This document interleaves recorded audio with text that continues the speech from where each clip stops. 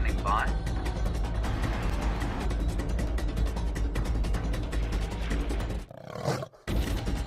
Five, 4, 3, 2, 1. You are live, you are live. Good afternoon, everybody, and welcome to this, your Sunday Sunset Safari. That's called triple alliteration, and it came out entirely by mistake. You're on a live safari here in the northeast corner of magnificent South Africa, the iconic Kruger National Park, part of the Greater Limpopo Transfrontier Park, 8.5 million acres of untrammeled wildlife wonderland. Now, my name is James Henry. On camera today is Dave. Hello, David. David is very camouflaged today. He is unlikely to be seen by any animals today. I am semi-camouflaged. And on the other vehicle we have Byron Sorrell, who looks like a buffalo and indeed is as big as a buffalo, and Brian Joubert, who is a bit like a giraffe, really. Giraffe and the buffalo together. Now, we are traditionally supposed to start the show with an animal, a live animal, but because we are live, and live we are, hashtag Safari Live if you want to talk to us, or questions at wildearth.tv. Well, we couldn't start with an animal because we couldn't find one. So what we've started with is what is known as the woolly caperbush. It is unusual only for the fact that there are not many of them here. In other places they are quite common, but it is quite a woolly sort of a thing, and it's been consumed by a number of caterpillars. You might be able to see there. You might also be able to see the hairs shining on the bottom of it, and that's why it's called a woolly caperbush. But often it doesn't grow on its own like this. Quite often it grows on a termite mound and underneath other trees, and it produces these amazing sort of, I'm still sure many of you have seen Tarzan. It produces these huge vines that swing from the trees in very well-watered areas, and that's the woolly caperbush, Capparis tomentosa. Right, our plan this afternoon, everyone, is to head off towards Cheetah Plains and see if we can't replicate Byron's very good efforts yesterday of elephants and cheetah. Maybe we'll be lucky with a leopard, maybe we'll be lucky with an impala and a steenbok, who knows. But before we do that, I'm just going to drive along here because we did some testing today of our new fixed-wing drone, and I lost a tool on the way, so we're just going to drive that route and then head towards Cheetah Plains. It's good to have you on board. It's a wonderful, balmy winter's afternoon, 24 degrees Celsius, which I think puts us at roughly 75 degrees Fahrenheit, if I'm not mistaken. I still, despite having been converting these things for over a year, am unable to sort out in my mind exactly what the conversions are. Oh well. We weren't all born with enormous brains, were we, David? No, we were not. Right, let's go across to Byron and find out what his plans for the afternoon are.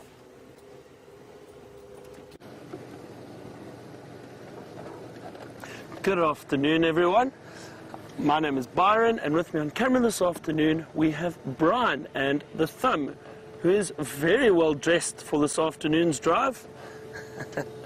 Brian and I are currently in a very thick block. We had some leopard tracks around. We were trying to find Karula perhaps, and maybe if we're lucky some of her cubs. We're in a thick block. We did have some tracks earlier and they headed into this area, so we're just driving through and scanning very carefully, but it is becoming quite thick now. But you never know. We're trying to check these trees and really scan around this area quite carefully.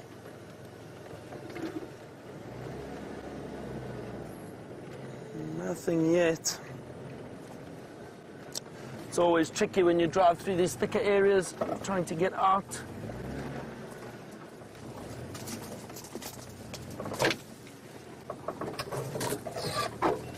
James had a very successful morning with lions. He got to show you those beautiful cubs with the lionesses and the other 3 lionesses on Arethusa. We're going to search this area for a while. If we don't have any luck, we may head across to Arethusa this afternoon and hopefully get those lionesses a bit more active. It is such a beautiful day. The temperature's warmed up wonderfully, and compared to this morning we were very cold in the vehicle, but it has warmed up. And I'm sure we've had a lot of activity from the animals during the day. It's now just a case of finding them.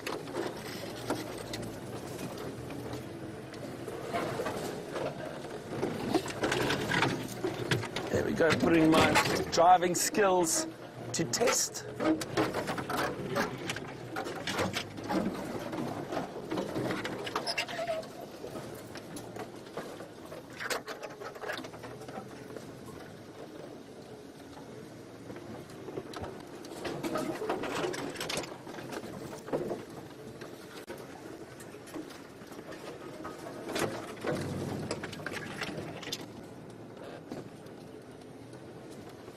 Don't forget to send us your questions on Twitter at #SafariLive, and then otherwise email us questions@wildearth.tv. And myself and James will get through hopefully all your questions this afternoon. Hope you are all having a wonderful Sunday, relaxing Sunday, wherever you are around the world.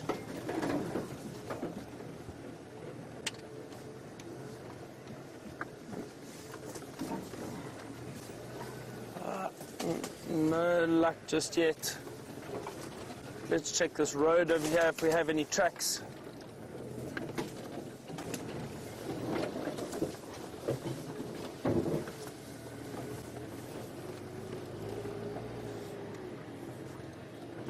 See, it's not always easy to find these animals. You really do have to work very hard. Just going to turn around here again. Find any little sign, any track that they have been around. And also, the case is the animals do move around a lot, and especially on cool winter's days. Like today, this morning was cool right up till about 11 o'clock. So the animals and predators who generally don't move much in the heat of the day would have moved around a lot more while it was a lot cooler this morning.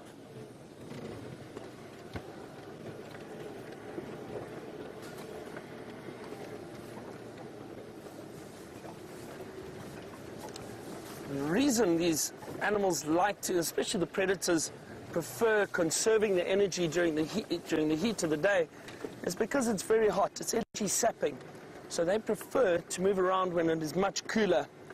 And also, generally, they do move around under the cover of darkness, especially lions and leopards. They ambush predators, so they'll use the darkness to be able to stalk and hunt their prey.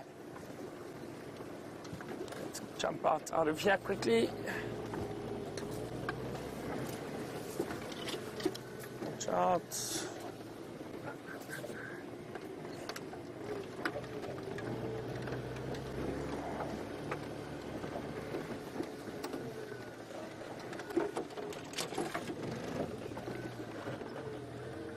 There we go, we're out the thick stuff. Going to stay in this area for a little bit. Just want to make sure we don't miss any tracks. I'm going to check very carefully while we're driving along here. In and out of this area, and I think this is where they had Karula, or the update that potentially Karula would have crossed north into Vuyatela or into Djuma a day or two ago.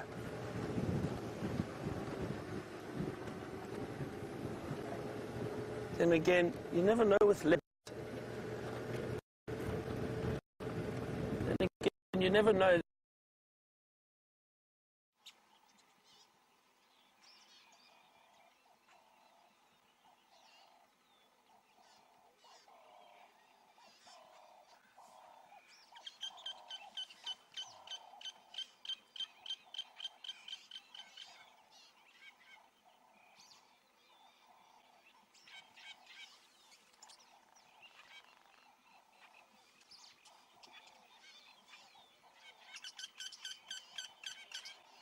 Sorry about this, everybody. Perhaps something has pushed over the Gowrie repeater, just like the elephants have pushed over this marula tree.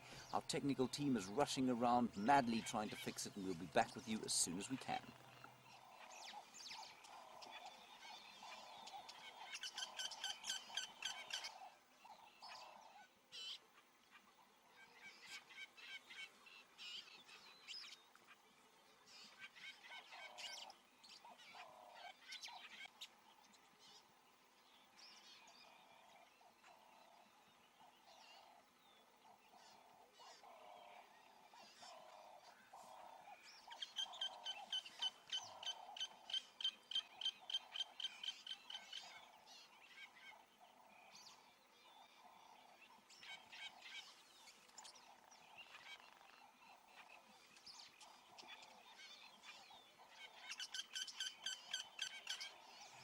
Sorry about this, everybody. Perhaps something has pushed over the Gowrie repeater, just like the elephants have pushed over this marula tree. Our technical team is rushing around madly trying to fix it, and we'll be back with you as soon as we can.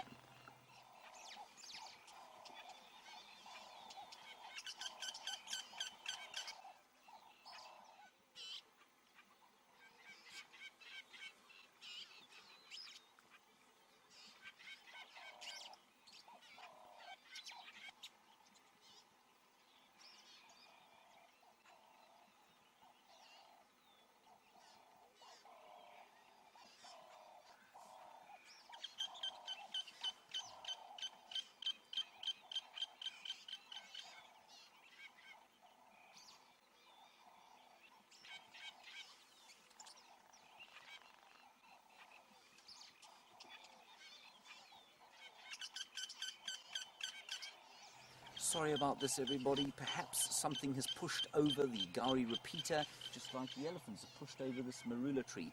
Our technical team is rushing around madly trying to fix it, and we'll be back with you as soon as we can.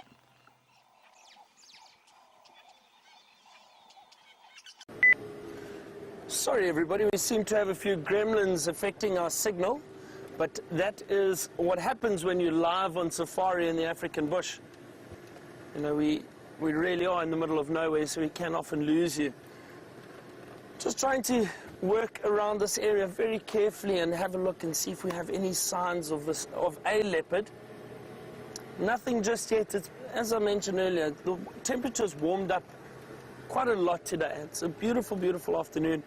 Often you get leopard moving down into drainage lines, into thickets, where they will rest in the cool sand or in the shade of the big trees around here, and potentially then start moving around a little bit later as it cools down, right into the evening, and then move around at night.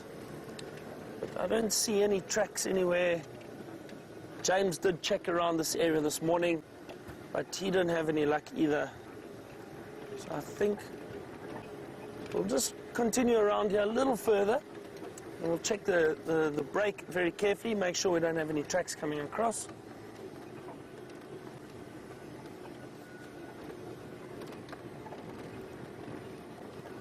As I said, I hope you're having a wonderful, relaxing Sunday wherever you are in the world. I know we've got some people from Johannesburg. Big hello to Ian, Claire and Gail. Hope they're enjoying this afternoon show with us.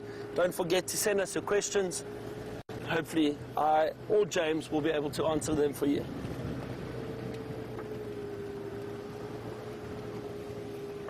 It's nice soft sand along this road, so it would be easier to see fresh tracks of anything crossing in and out of this area. We've got some elephant tracks already from earlier today.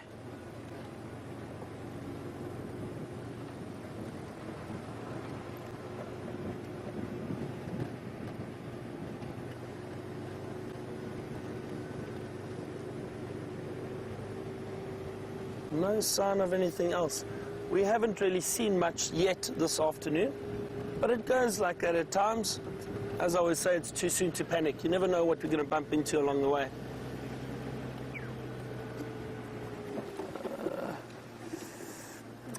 Some hyena tracks. Hyena constantly move around, especially in this area. There seems to be a They will be looking for potential food that they could scavenge or steal from another predator like a leopard or lion in this area. The hyenas do hunt for themselves, but you can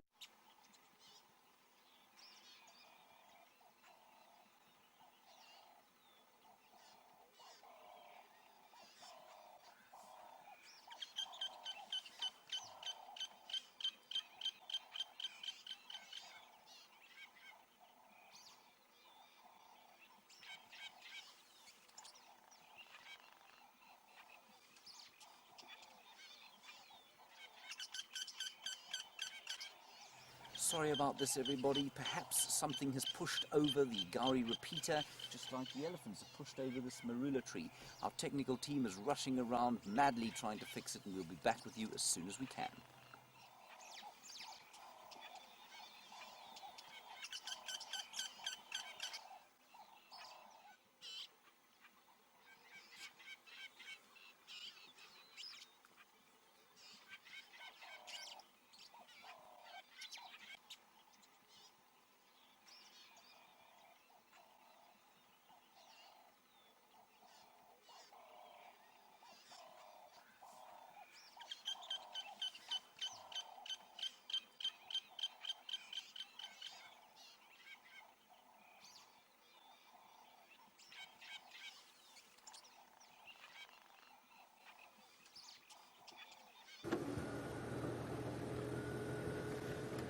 Again, these gremlins affecting our signal, but I think we're good now. It should be 100%. We are in the area where those lions with the little cubs were this morning. I've seen their tracks. This is where they crossed, and they crossed south into the neighbouring property. That's where James was with you this morning. I was hoping we'd see them crossing back, but I don't see any tracks coming back. It's amazing to see so many little cubs around with those females. Really wonderful, wonderful sighting. It was definitely a baby morning this morning. We had a lot of youngsters. James had the cubs. I had that very, very young Inyala that we found, the baby Inyala, the newborn, in fact. It was definitely born this morning early sometime, and the mother was still busy cleaning it, and it was incredible to see. Very, very special sighting.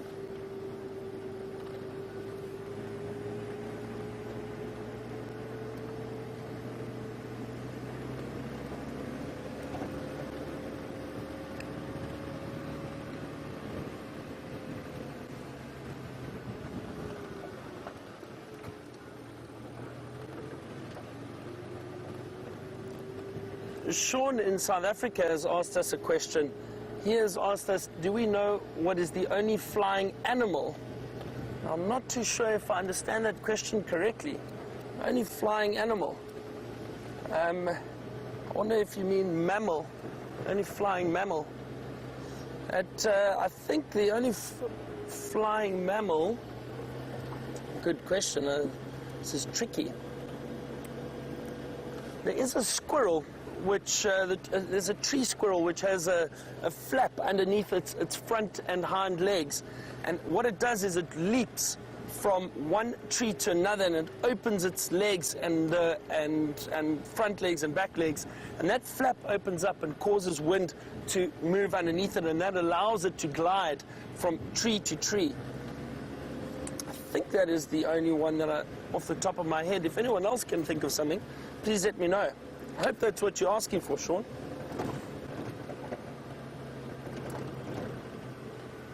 I'm just scanning very carefully as we're driving around or along this road, and driving very slowly, making sure I don't miss any tracks.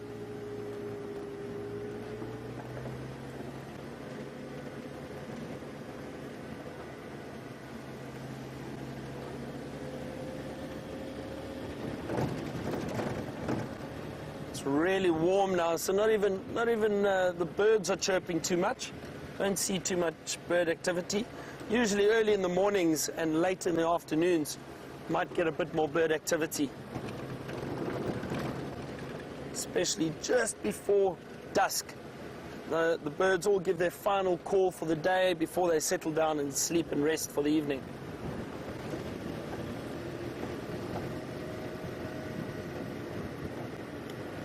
While I'm checking this road for any tracks or any sign of animals, James has a hippo. Go ahead and join him for a while.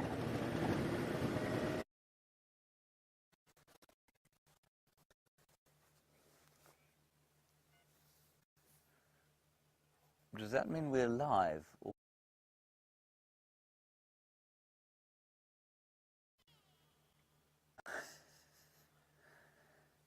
Oh, well.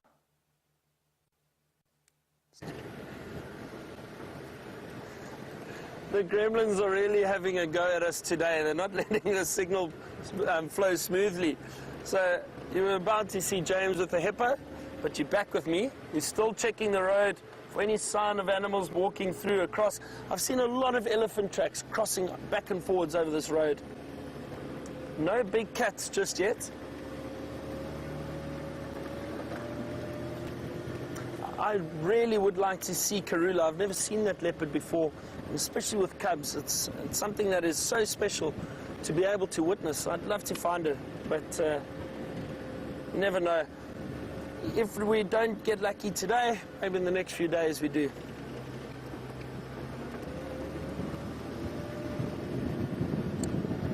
I think what we're going to start doing is moving across to Arathusa, see if we can't find those lionesses that were at the waterhole. Hopefully they're still around there. It was a warm afternoon, so I think they possibly would have stayed in that area. found a bit of shade, stayed close to the water and rested until later this afternoon. They might get up and move.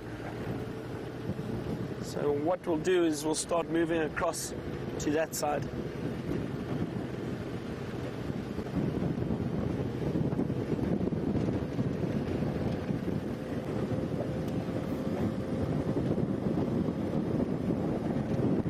Still just constantly scanning, having a look around for any sign of wildlife. Our morning started like this. It was a little slow at first, but it's just so nice to be out here.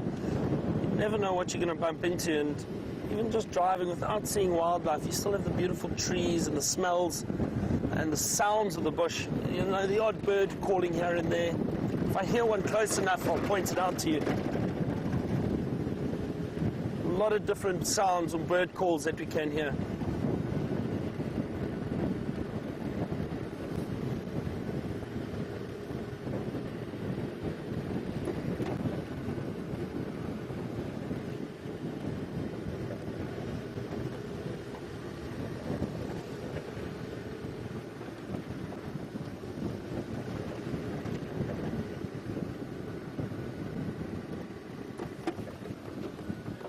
James Richard has asked us a question about the population of steenbok and duiker in the area.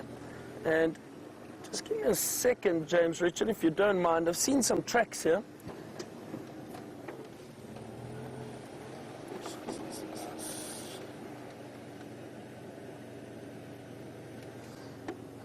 It looks like a leopard track from this morning, however. I see there have been vehicle tracks driving over it, but they've crossed south across our boundary into that area.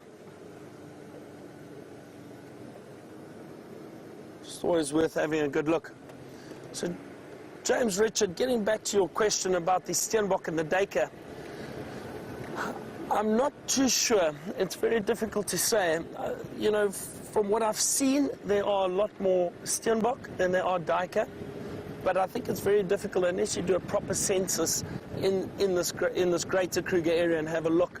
I think it would be difficult to say which there's more of. And so, yeah, but from what I've seen, there's definitely more steenbok, it looks like it.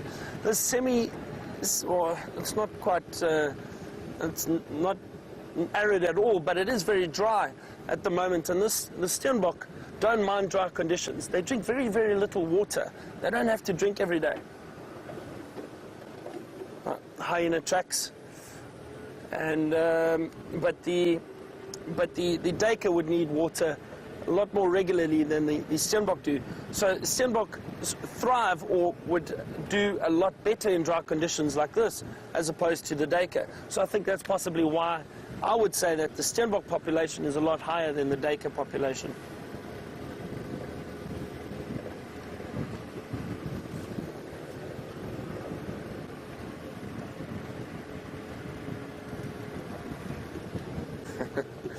I think James is still having a bit of issues with his signal. Perhaps he's decided to take the afternoon off and he's turned off the cameras. And him and David are relaxing near a waterhole and doing some birding.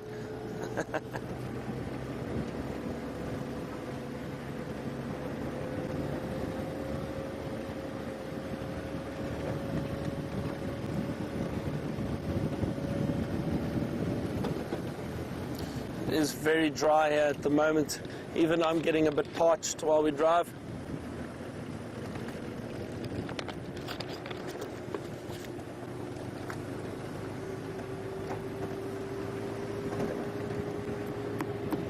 Not too much moving around in this heat at the moment, which is not unusual. It does happen, but that's why we'll start making our way towards waterholes, checking around there and see if we don't have activity. You know, animals, some people think animals will go and drink at specific times of the day.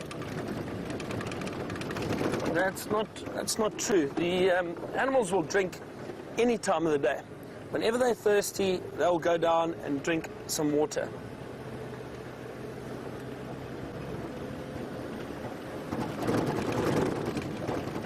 While we continue towards a waterhole, let's try getting an update from James one more time hopefully you are lucky.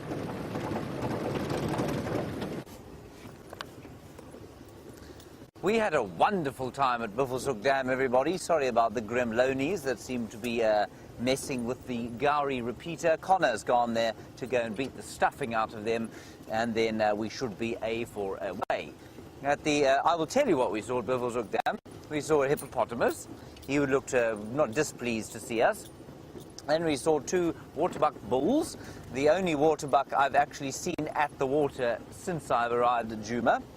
Then we saw a warthog, and he went running off, scuttling away, and then there were a whole lot of nyala coming down.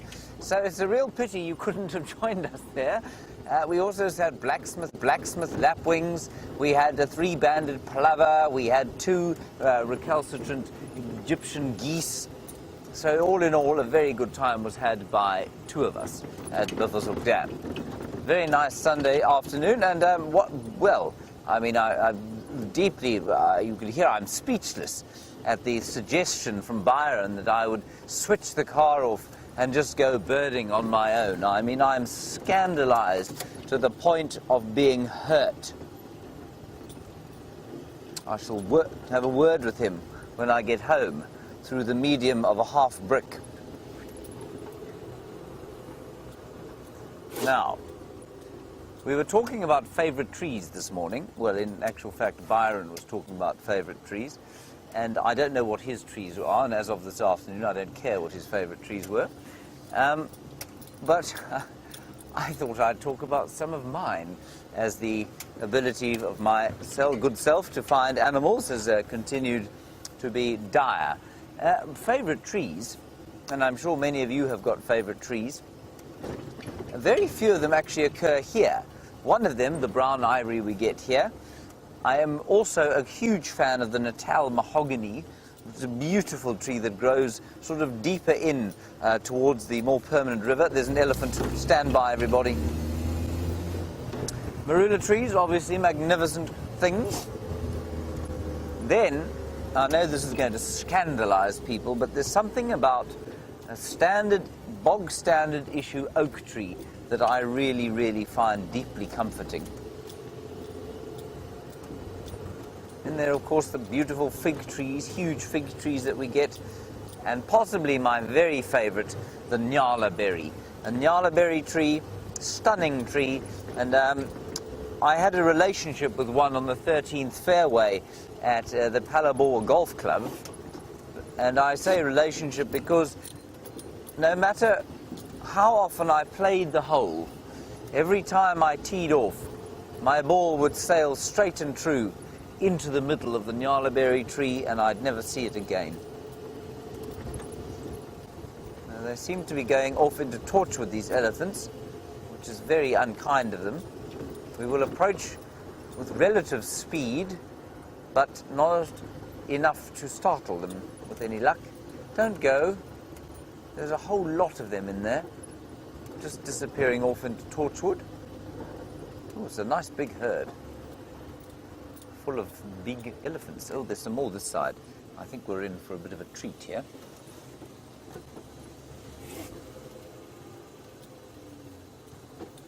We stop in the shade here. You can see them all grazing across the clearing there, and there are a couple more in front of us, and they're obviously all heading that way. The little one was just sleeping in the shade.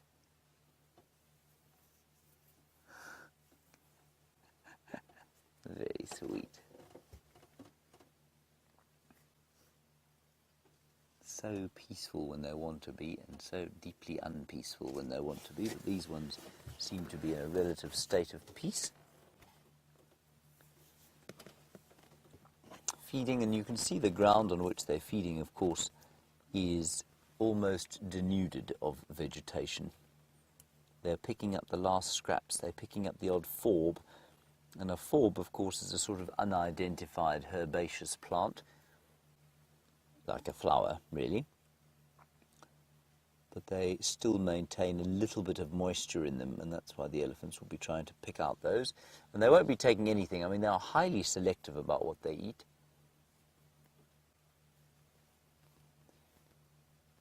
Isn't that a lovely sort of scene with the deep blue winter sky, the last bits of green and those great grey giants Gently walking off in an easterly direction, away from the soon-to-be setting sun.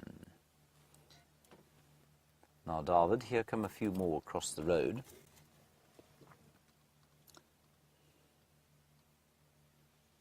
Looks like a big bull at the back there. That's quite interesting. Big bull lurking with the herd.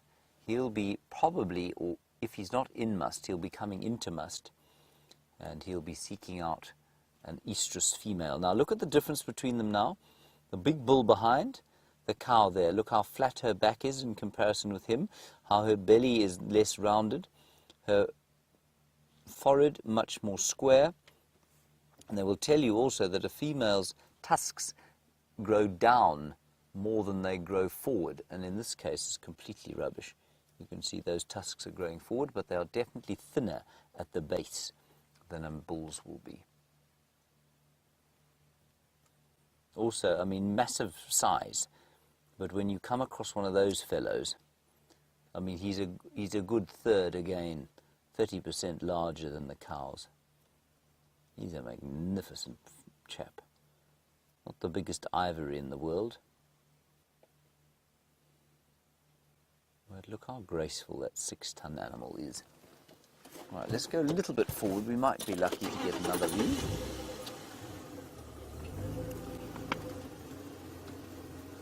I don't think of him, but we've certainly still got a very nice view of the ones off to the left-hand side of us. I'll just turn a little bit.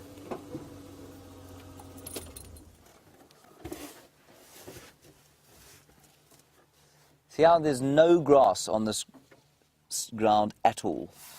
None whatsoever. And that is going to make for tough times for the grazers. I'm just quickly going to give an update to Lex.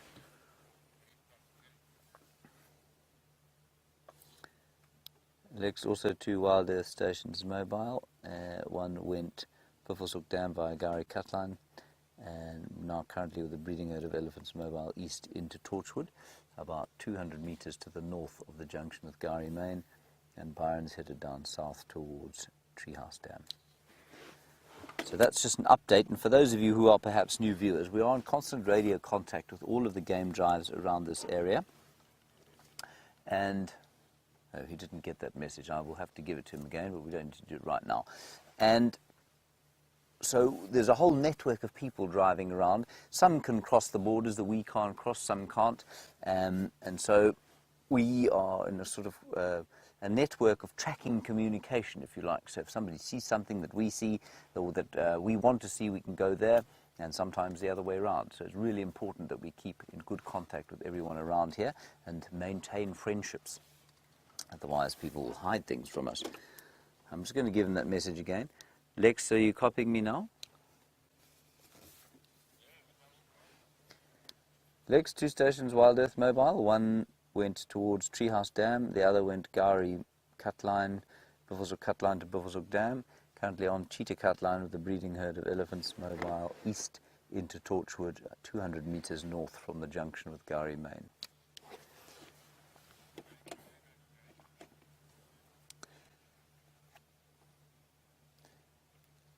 And that one there, just if you can go to the right there, if you don't mind. There we go. Right, there we go. Now, eating a Combretum calinum bush, a variable bush willow. Now, elephants do like those, and you can see that from the fact that, well, the elephant's eating it, of course, but you can also see that from the fact that it has been broken so many times. And if you watch carefully, that elephant is not eating the leaves. He's kind of stripping the leaves off. He's eating 1 or 2, but he's mostly going for the bark. There, he's eating some actual leaves there.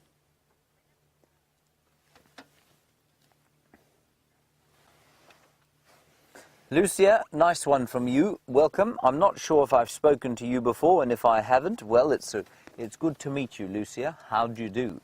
You want to know if when a bull's ready to mate, does he separate the female, or the object of his affection, from the rest of the herd?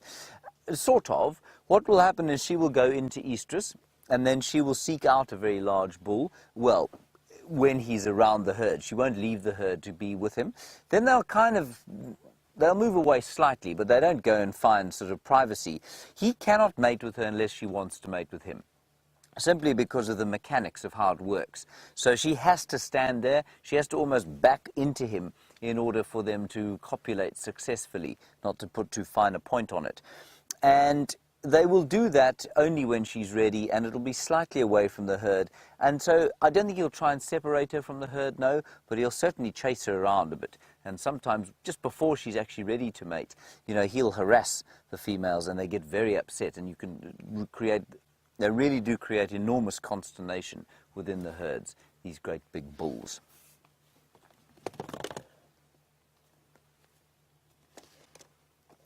But the best part of their sort of breeding cycle, I suppose, is when they give birth.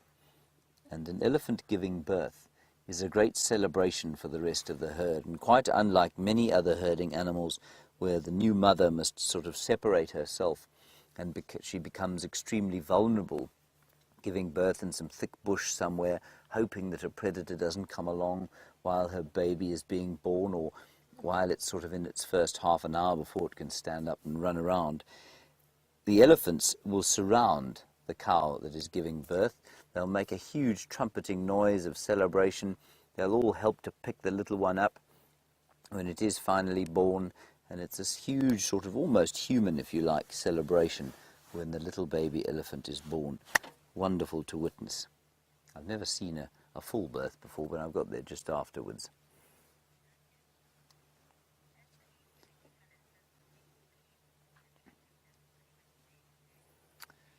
James Dungan, a very good question, which we will answer with an experiment.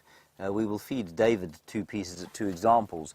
You want to know if a green leaf basically tastes the same as a golden leaf. So do the leaves change in taste? Absolutely they do. And I think the major thing is that the tannin levels will drop completely, but so will the moisture content.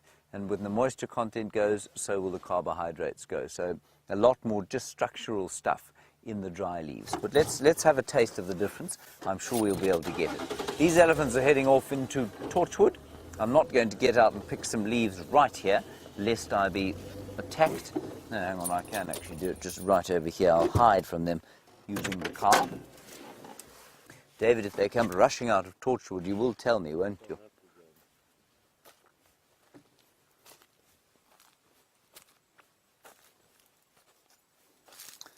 We'll get three examples.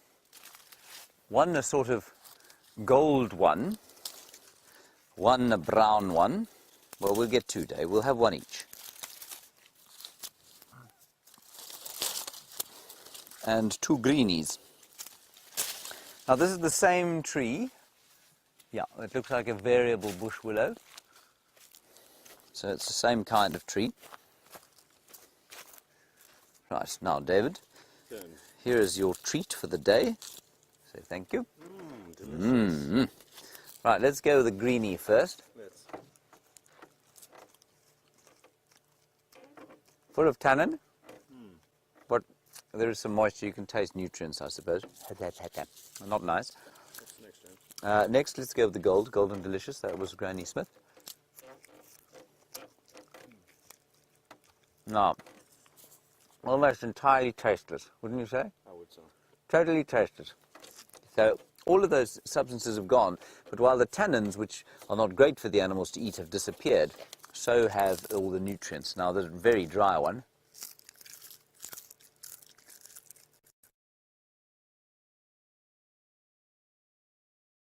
You know, like straw, like dusty straw.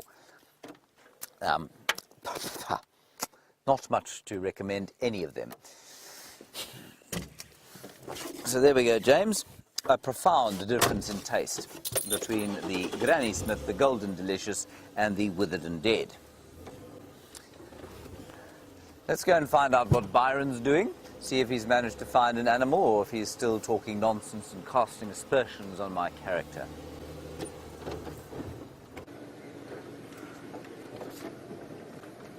So James, I have not yet found an animal. Actually, I have. There's an impala. And there it moves. Hang on, they're just around the corner. Three impala. There we go. Three male impala. So I have found an animal, James. We are in the area where there were 3 lionesses this morning. Oh. It's amazing to watch how those impala can jump. They cleared a whole drainage line with one leap, very, very easily. So we are in this area where the lionesses were this morning, 3 lionesses. I've seen signs of their tracks, or I've seen their tracks heading west, away from the waterhole. They are not lying there anymore. I was hoping they would have been lying down, but they have moved. I don't think they would have gone too far. So let's just have a look around here.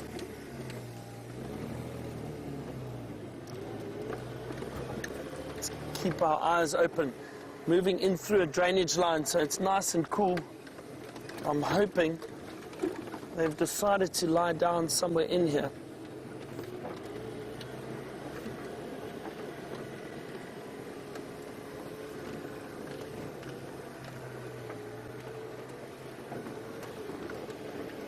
See, scanning very carefully while we drive.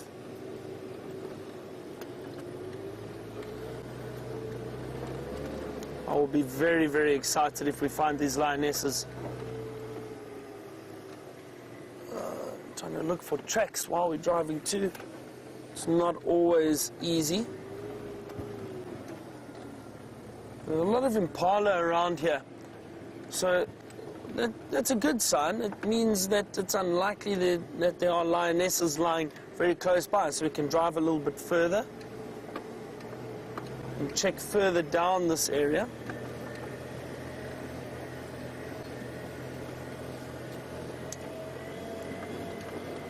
Come on, I can't let James have all the limelight of finding animals this afternoon. I need to find you something.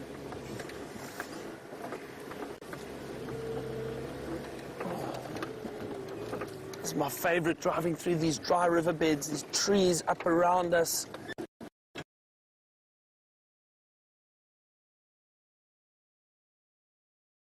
When it's so hot, it's lovely to drive and just spend some time in these riverbeds, these dry riverbeds.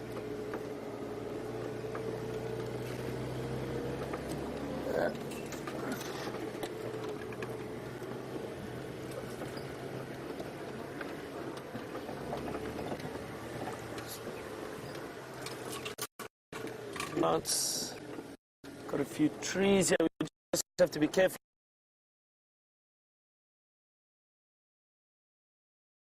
Gone the whole way there. Hello, everybody.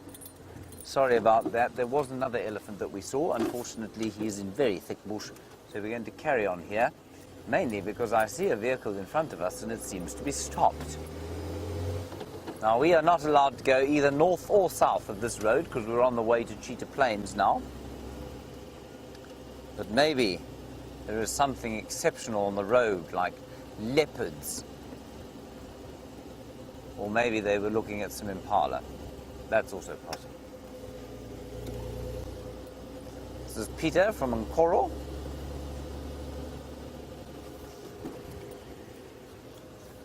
Good afternoon. How are you? Good, how are you? Fine, thank you. Can't complain. No, good. Doesn't help, no one cares. Yes. Anything on the CP from this morning that you heard about? I wasn't out on drive this morning, Okay. so I know Mike's been driving around there.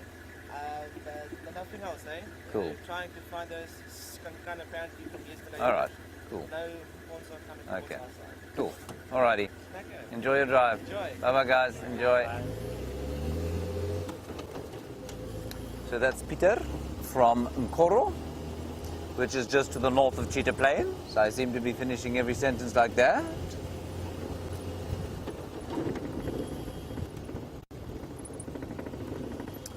There is a starling, David, a bird on a wire.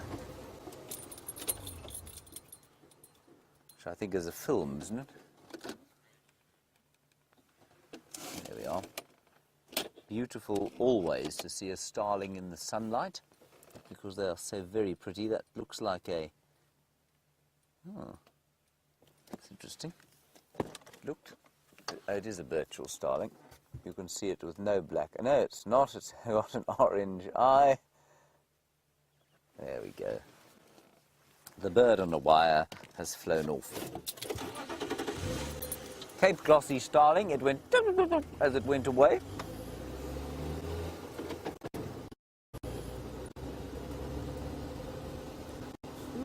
Just trying to listen to. Apparently, Tundi was seen sometime this morning. Mike, what was the last position of Tundi this morning?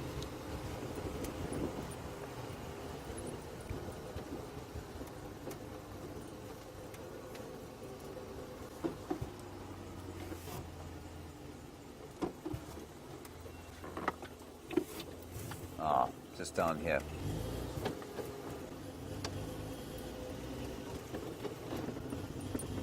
Okay, so she was apparently, remember when we saw her, I don't know if you remember, we saw her, copy, thanks, we saw her on a termite mound here, or she was in a big tambuti tree, just lying there when we drove past here the other day. And now, apparently, she was on the termite mound underneath that, but she did then head north. Now, we all guessed, given the size of her fat belly that day, that she was about to give birth. And Jamie saw her in the same tree 2 days later. Now they've seen her on this termite mound again, and I wonder if Tundi, Karula's other daughter, has not given birth somewhere around here. What I'm going to do, because I think we might lose signal as we go through here. Dave, you see the big termite mound in front of us there? So you've got the telegraph pole and the termite mound down straight through the other side there. If you super zoom in on the top of that, yeah, you're in the right place there. Let's just have a look-see, because we can't actually go off-road around here, because it is not our place. No, that isn't a leopard, this is a tree, a bush. Okay, let's roll down the hill.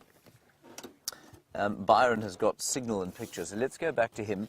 If we find something, I'll try and get into a position where we can look at it down in this gap here. See you shortly. Tally-ho, David.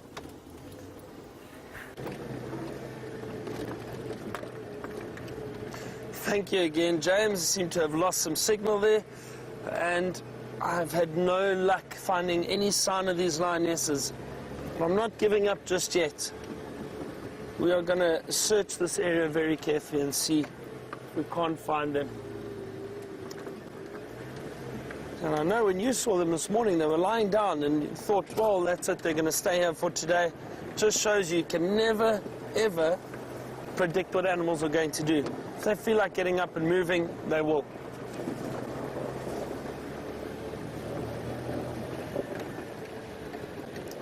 Let's see, it is quite thick in this area. I got off the vehicle for a short while you were with James, just trying to see if I can't find any tracks, but alas, no luck.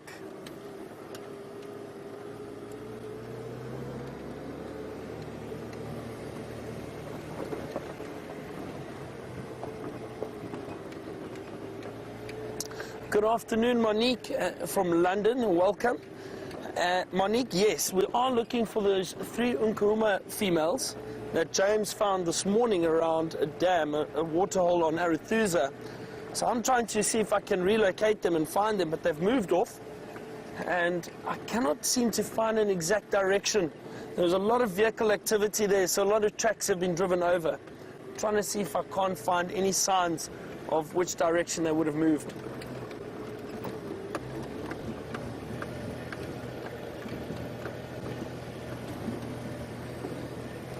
This is the exciting part, the searching, the unknown, not knowing where these animals are and trying to find them. Very, very exciting.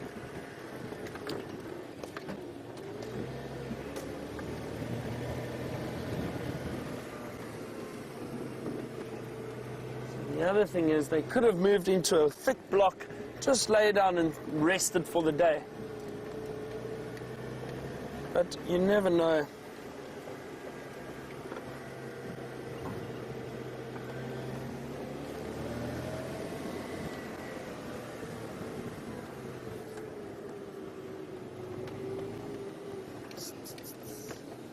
check these. These junctions in a road are a very good place to look for any potential tracks of animals, because as we saw a few nights ago, was it last night, the night before, we saw a lioness, and we followed her and we saw how they use the roads, and it's just a nice pathway for a lot of the animals. It's easier to walk across. So let me just see something here quickly. No. It's easier for them to walk through the bush. It's the path of least resistance. There's not a lot of trees, and it's just a great way to get around. Often in the soft sand, if you're lucky, you get a glimpse of a track. It's not to say they're not going to walk off the road at any time.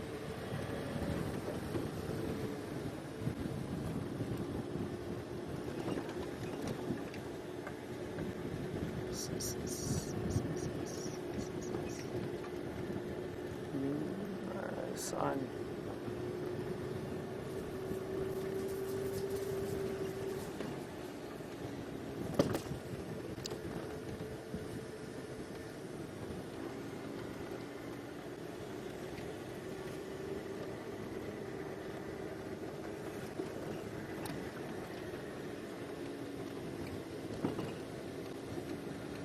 So Finn, aged 8, has asked us, do apples grow where we are?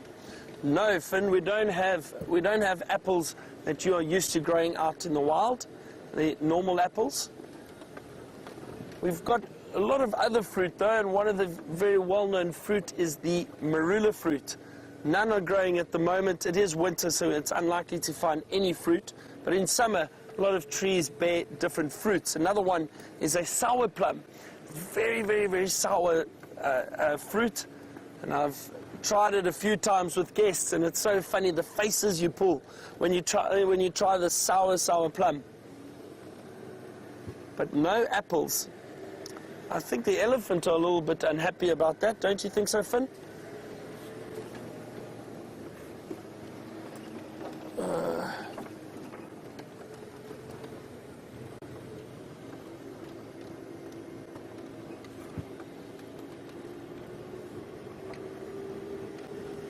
Well, I'm not giving up this afternoon until I find these lionesses.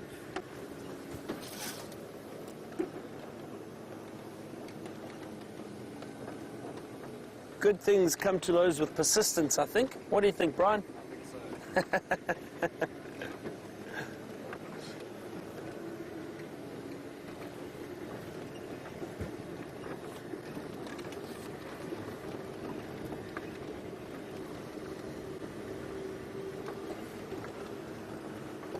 Times like these, I wish I had a good friend of mine, a guy by the name of Judas.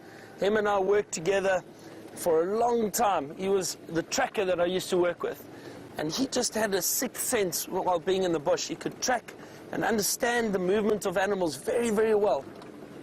And someone like that with you while you're driving, and he would be sitting on the front of the vehicle having a look for any little sign, and he could see half a track. And very, very easily. It was incredible, and I learned so much from him. I'm sure if Judas was with us now, we'd have a little bit more luck finding these lions.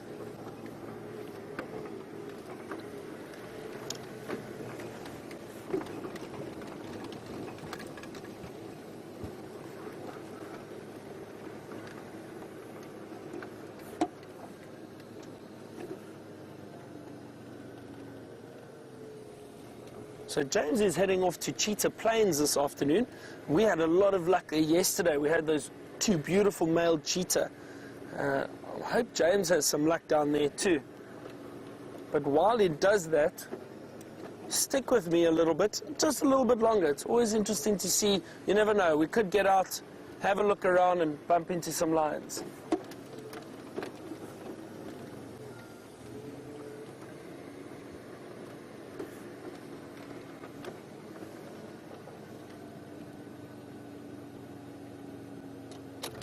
So Sandra has asked, have I ever had a dangerous close encounter? Sandra, I wouldn't say a dangerous close encounter. I have had some encounters that I've had to be a little bit more careful with, and that comes from tracking and looking for animals. When you are tracking, you're obviously very careful, but I have many times walked into lion prides, walked into leopard, And usually they give a bit of a growl, and well, as soon as I hear that, I tend to back off. I see there's some other guys, a tracker and a ranger in this area too, walking, looking for these lions. So we're in the right area, and maybe they can give us a hand. So Sandra, as I was saying, you've got to be so careful when you are tracking, because you often bump into these animals you're looking for, but often they'll give you a warning, a growl. If you're unlucky and you really threaten them, they may charge you. I haven't been charged yet, but I've been growled at quite a few times. But I guess that's part of the job. Just want to reverse a little bit here quickly.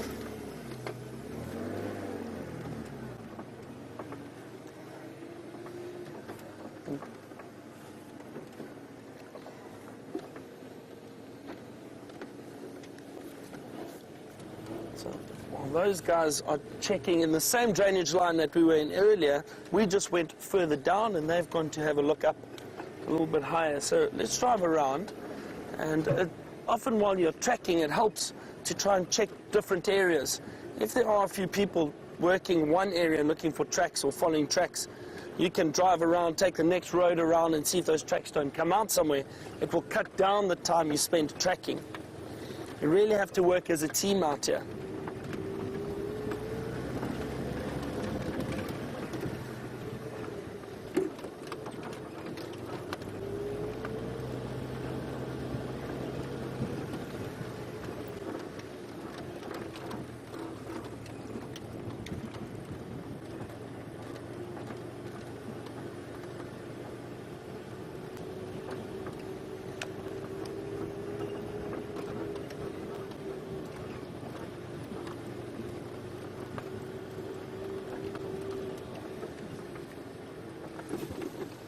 Checking carefully around here.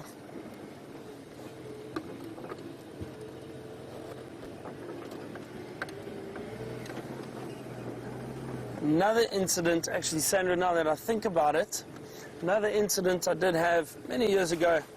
We were in a camp and an elephant had broken through. And an elephant in camp is not a bad thing, but it's not ideal, especially during the day. Excuse me. Especially during the day, if you have guests walking around. Excuse me, everyone, sorry. I think a fly flew into my throat. So on this particular occasion, this elephant came in, and we had to try and get him out. Now, it's not easy chasing an elephant out of a camp. Usually, if you make a lot of noise, they don't like it, and they tend to move off. On this particular occasion, the elephant was moving through the camp and had seen a few people already, so he was a bit agitated. So myself and another guide headed off in the direction of the elephant and thought we'd be able to chase him out. We got within about 100 meters of him, and we've watched him closely and thought, well, he's heading to the exit. If he gets closer, we'll make a noise and he will leave. Before that happened, though, he caught a glimpse of us in his eye, and he just turned and charged. He had had enough of people, and he decided to charge. My friend who I was with ended up just running immediately. Now, the general rule in the bush is whatever you do, don't run. You're meant to stand your ground, try and make a noise so that the animal feels a little bit threatened, and usually they stop a charge. This elephant didn't stop though, and I was shouting and clapping my hands, trying to stop it. It didn't stop, and I thought, well, now I better start running. He had closed the gap quite a bit between us, and I turned to run, and as I turned, I was on uneven ground, and my foot slipped, and I fell. I landed on my back, and this elephant bull stopped about 5 meters from me. This really big elephant bull stopped and flapped his ears, and I was lying there looking up at him, and it happened so quickly. I don't think I even had time for my life to flash before my eyes. It was just like, wow, what's going on? And there was dust and a little bit of a trumpet, and he turned around, and as he turned and walked away, I got up quickly and I ran back to the nearest little house. And as I said, we were in the camp, so we weren't with guests. It was just myself and this other guide, luckily. And this elephant turned, and as he walked off, I got up and ran straight back to the house. But he definitely could have done some serious damage to me if he wanted to. But again, it just shows I don't think they are out there to harm us. It's only if we feel if we threaten them, when they feel threatened, they will act aggressively and try and get you away. While I'm continuing my search for these lions, I think James has got onto cheetah pools. Go across and join him for a little while, and we'll see you shortly.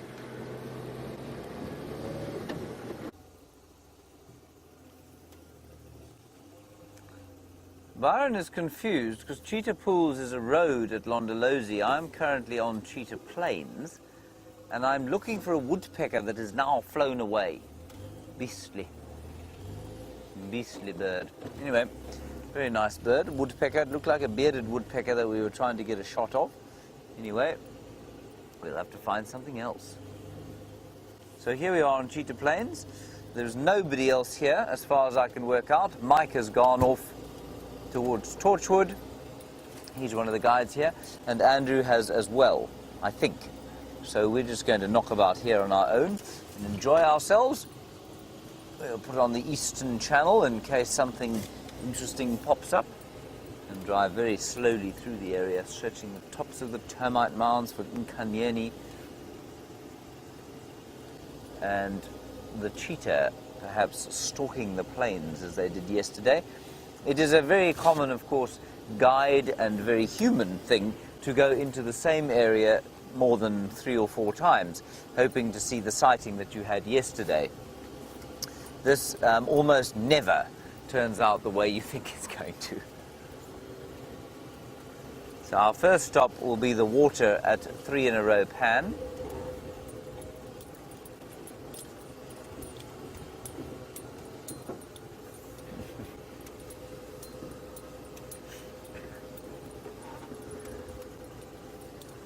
Hello, B. Ellie the backpacker. What a marvellous name you have.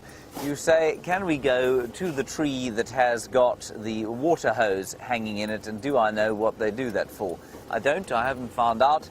I'm not sure why I haven't found out, but we went past there the other day, and the elephants have actually mangled the tree to pieces. All there is a stick sticking out the ground with the cable ties on it, but we certainly can go past that. It's on our way. So we'll do that.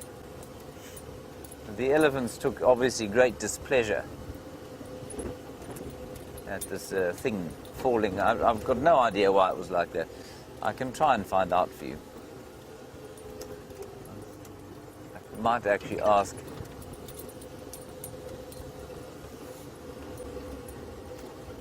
Oh, that's interesting. Okay, so we've had an answer from the final control. Oh, I'm sure she probably asked. Rebecca, did you ask them when you went yesterday? She did. Very clever. So what it is, it's a breather tube for the borehole. Now, a borehole in the United States is known as a well. So it's a well, basically, that feeds probably 3 in a row Pan here. And sometimes the pressure is too great. I think it's probably if it's an especially long pipeline. And so what they do is they put a breathing hole in there, and that's what that was. Thank you, Becca, for figuring that one out for us. A great mystery of the world, up in line with, of course, the construction of the pyramids and the Easter Island statues, has now been solved. Thank you very much for that.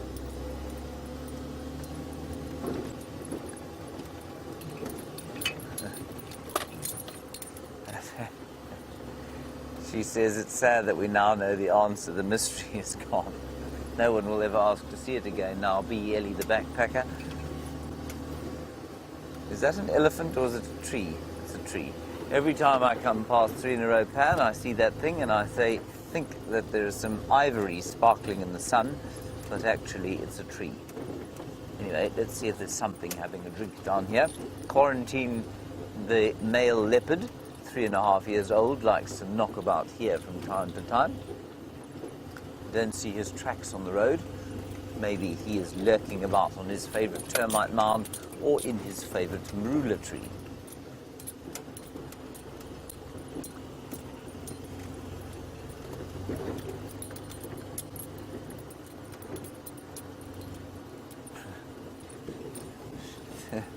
Sarah? That's a really cool question. I don't know. You say, do I think that animals have a sense of humour? I don't know if they have a sense of humour. They've definitely got a sense of fun. And that really does vary with personality. Elephants, you know, little elephants or small lion cubs or leopard cubs, they've got a sense of fun around them. There is an elephant there. And I even think some of the bull elephants that we have our interactions with sometimes, I think they've got a sense of fun about them, or they've got a sense of no fun. So I think there's a variation depending on the individual animal you happen to be looking at. But a sense of humour, do I think they laugh? I'm not sure. I would say that the closer you get to human beings, the more something approaching a human sense of humour would be apparent. So if you looked at the monkeys and the baboons and that sort of thing, I suspect maybe you would find elements of a sense of humour, yes. There's 2 African hawk eagles over there, David. The other side of this effluent, this young bull effluent. Let's look at the elephant first. He's just having his evening snifter, his Sunday afternoon drink.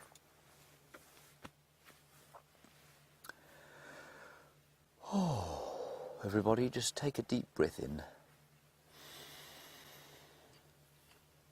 And breathe out. And inhale the magnificent peace of a wilderness Sunday afternoon. Of course, the wilderness has no idea it's Sunday afternoon. It doesn't give a flying continental. But it does have a very Sunday afternoon feeling about it. Now this elephant bull, roughly the same size as the elephant cow that I pointed out to you crossing the road earlier. So probably about 4 tons. Probably about 9.5 feet at the shoulder.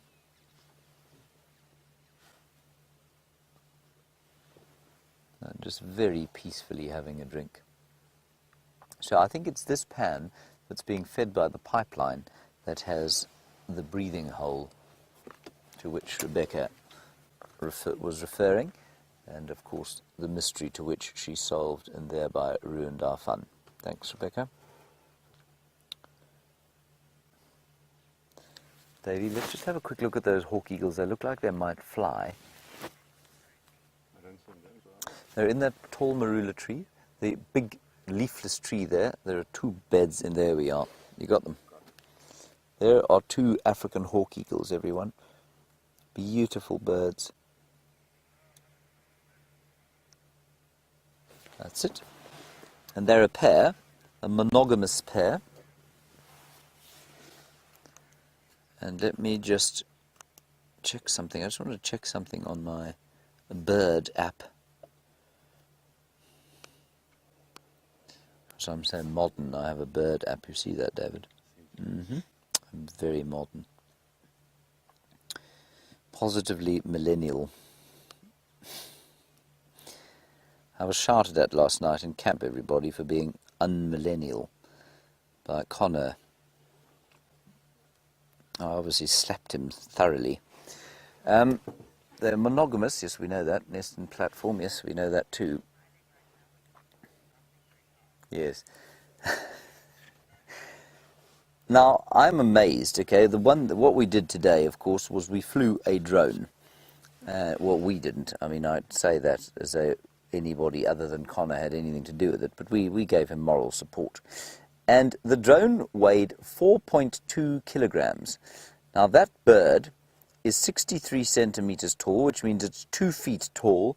Its wingspan is roughly 1.5 meters. So, I mean, it's about a half the size, I suppose, of that drone that we have. But it only weighs 1.3 kilograms. That's tiny. So if you multiply that by 2.2, you get to go about 2.8. Sorry, excuse me, 3.8. 3.8 pounds. And that's an enormous bird to be weighing only 3.8 pounds. It's 2 and a bit feet tall, with a wingspan of about 5 feet. and yet it only weighs 3.5 pounds. And of course, if you're going to fly, you have to be light. So an astounding array of hollow bones with comb inside them to make them strong, with struts inside them, almost exactly like the struts and braces that you'd find in an aeroplane to reduce weight.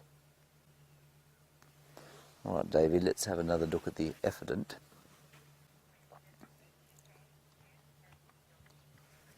And HK, as we go away from the birds, sorry about that, but let's have a look at our elephant here. HK, you want to know if they eat smaller birds. Well, not elephants. Elephants definitely don't eat smaller birds, not as far as I'm aware. But yes, absolutely, African hawk eagles eat smaller birds, mainly ground birds or game birds like francolins and guinea fowl.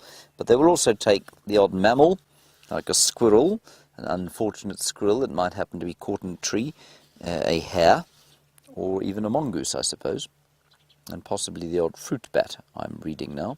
I'd love to tell you I remember that list entirely, but I didn't. I had to look it up quietly. I knew they ate francolins mainly. That's the bulk of their diet. And what they do is, it's a really impressive sort of hunting thing. What they do is, one will hunt high up and almost distract the birds. So if they see, say, a flock of guinea fowl walking across a clearing, one will launch up way into the air, and the guinea fowl will be alarm calling at the one circling them over the top, and then I think it's often the female will come in from low down, from low off a perch, unsighted, bah! She'll nail one of them, and that's basically how they hunt, and then they'll share the meal together. So it really is a team effort, and it's a brilliant strategy, because to catch a bird like these ground birds, they're actually a lot faster than they look, and they take off very quickly, and they can get into thick bush very quickly. And this bird is not designed like, say, a crowned eagle, which has a long tail for bracing and turning and twisting, or an African sparrowhawk, something like that. It's designed basically to nail something on the ground, and it's got this very clever strategy of distracting the animal that it's trying to catch. This fellow is very, very, very thirsty. Not really sure why. It hasn't been very hot, very pleasant day. They will apparently drink, sort of, I'm told 100 litres a day. Now that trunk holds about 5 litres.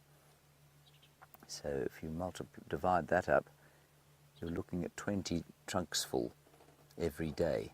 That's quite a lot. 100 litres in gallons. Oh, it's so difficult. I think they're 4.5 gallons or litres to a gallon. So I guess roughly 20 gallons of water a day.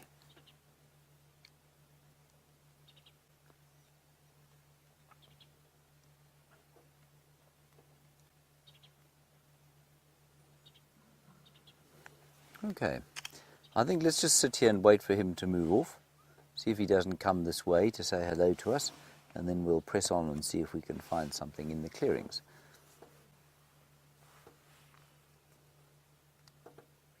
No, he's a very fabulous fellow. Look at him touching there. There's a carcass there of a wildebeest that was eaten by, I think, the Birmingham boys. They're the bones there now. He's touching them, he's smelling them. I don't want to move anywhere closer. Let's just see if he picks one up. Now we know that they do this with the bones of their own dead. But they will also, I suspect, especially in trying times like this, they're known to eat sand, and they'll go to a sort of sodic area like those clearings that we're going to go and visit now, and they'll eat sand for the minerals. And we know that many, look at him touching there, the wildebeest skull. Many animals, of course, will eat bones, or many, not animals, many herbivores will eat bones. Sorry, the radio's going crazy in my ear. Many herbivores will eat bones, especially during a drought, when it's, there's not much else to eat, and they need the phosphorus especially. And I wondered if he would do the same. He doesn't seem to be. All right, let's go across to Byron, find out where those fat lions have gone. They did exactly the same thing to me yesterday. Let's see if he has a bit more success.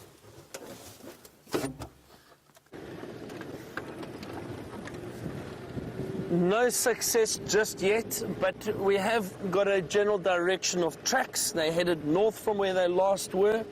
So we are still driving around and having a look for these lionesses. They are being very elusive this afternoon, but so is everything else. We haven't seen too much else while we have been checking this area. I bumped into a vehicle full of guests though. Their ranger and tracker had left them. They went off tracking. They were very friendly.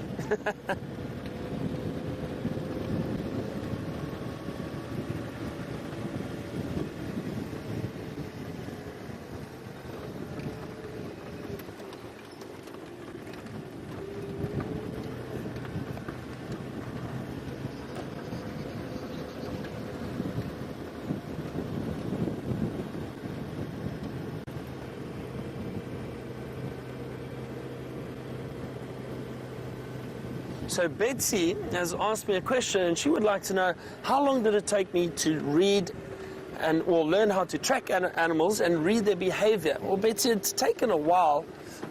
It's not... sorry, I'm just having a look at these tracks here quickly. No fresh tracks. So Betsy, it takes a while. I think... You know, you can learn, within a year, you can learn how to identify tracks, but I think the art of understanding the tracks and reading them carefully while out in the bush is very different, because you need to learn how to gauge whether they are fresh or not. And fresh tracks, to be honest, I learned that a lot from my friend Judas, who is a tracker. He's been tracking for 40 years, very, very, he just has a keen sense for tracking and understanding wildlife. I learned a lot from him, and that took me about 2 years, I think, with him every day, learning and watching him and understanding the bush a little bit better. But before that, I understood animal behavior fairly well. I've been going to Kruger National Park and Botswana from the age of about 5. That was the first time I went. So I've seen and learned a little bit as I've gone every year. But it does take some time, and you know what, I'd like to think that I'm experienced, but I still definitely don't know everything. Animals do not read the books like we do. They don't follow strict behavior. They will do exactly what they want. So you're always surprised by animal behavior, which is so wonderful. It's exciting. You don't know what you're going to see.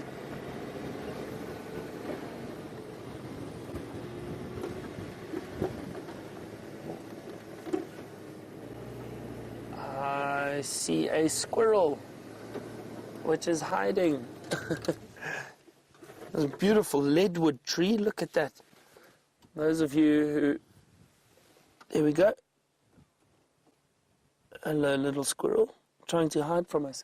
There was another one that ran up, but he is hiding behind a branch. That little one, they were sunning themselves. Oh, beautiful. Look at that.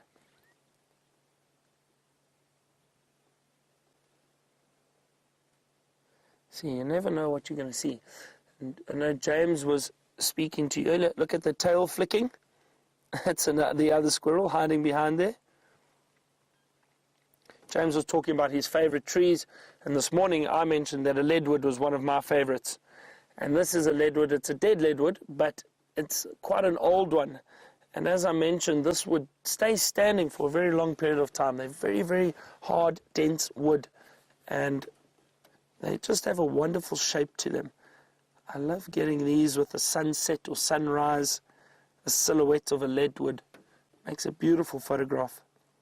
But even in this afternoon light now, really is stunning. Nice to see two little squirrels, two little tree squirrels that are, and I'm guessing their home is probably in the top there somewhere. That's where they have a little nest.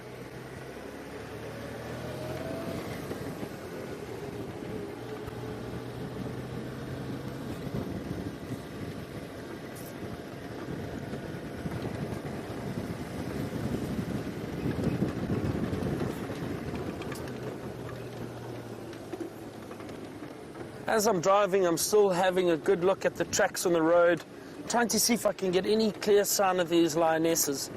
I do think, however, that they've moved into this drainage line, which is off to our right through the thicket. I don't think you'd be able to see it very clearly now, but I think they've moved down in there somewhere and they're resting until a little bit later. They'll probably get more active and move around, possibly try and hunt later this evening.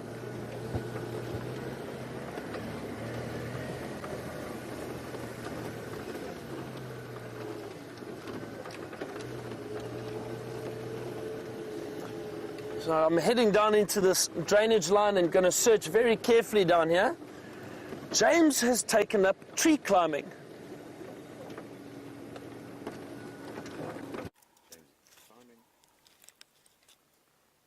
Well, everybody, especially those that wanted to see this special tree, here it is, the tree in which the breathing pipe used to be.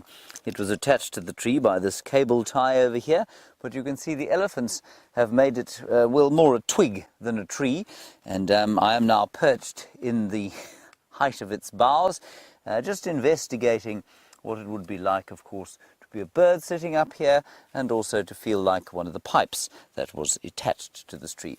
That is a ridiculous notion, and I'm now going to attempt to climb out. It is not the most sturdy tree I've ever been in my... Whoa!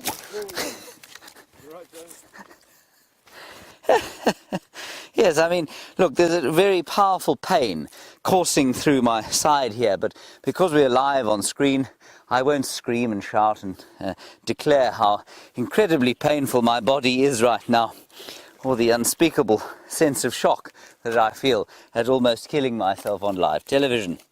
Right. Shall we move on? Great. There we go. I'm not quite as light as I thought I was. Thank you very much. Yes, there is a fairly substantial piece of tree underneath my third rib.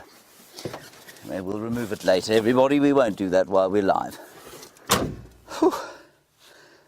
My composure. At least my hat didn't fall off, David. Imagine my hat had fallen off and people would have seen my bald head. That would have been the worst thing to happen. Sorry about that, everybody. I knew it was going to happen eventually.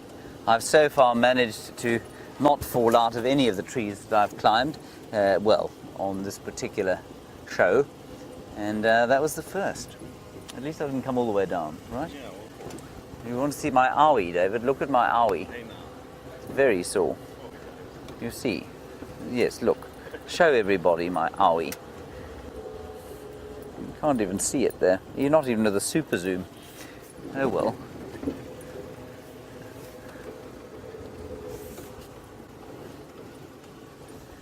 Hello, Tony. You say, will that tree live and recover? No, it won't, because as soon as we go off air, I'm going to go back to it with a matchet and chop it to death.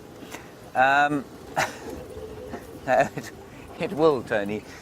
Just about all the trees out here have evolved to cope with being torn to pieces by elephants, and that of course is. Let's quickly go across to Byron. He's got a bird.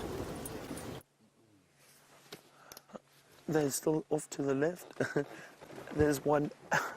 We've just seen some white-crested helmet shrikes. Beautiful little birds. There's one. Can you see that? Look at that. Beautiful white-crested helmet shrikes. There's still one up in that tree, Brian, where you were. Oh, sorry, up there. There we go. Oh, there they go. They're making you work for it this afternoon. Oh, where are they now? Oh, another one flew off. Difficult to spot them. There we go. White-crested helmet shrike. Well done, Brian. And then off they go. That's a beautiful, beautiful little bird. And why I like them so much is they're always in big groups. So you see a family or a group together. The interesting thing with those white-crested helmet shrikes is that only the alpha male and female in that party will mate and have chicks, and then the rest follow the pair. So very similar to wild dogs. Wild dogs, only the alpha male and female mate and have pups. Same thing happens with these birds, which is very, very interesting. We are still in search of the lions. No sign just yet, but I'm not giving up. I'm not giving up.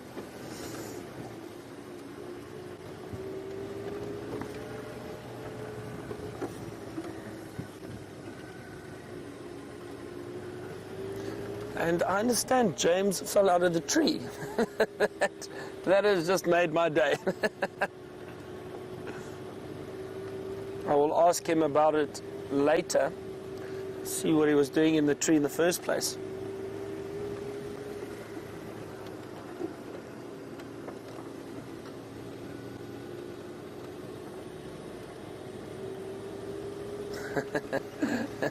And while I continue my search, James has a big bird for you to see.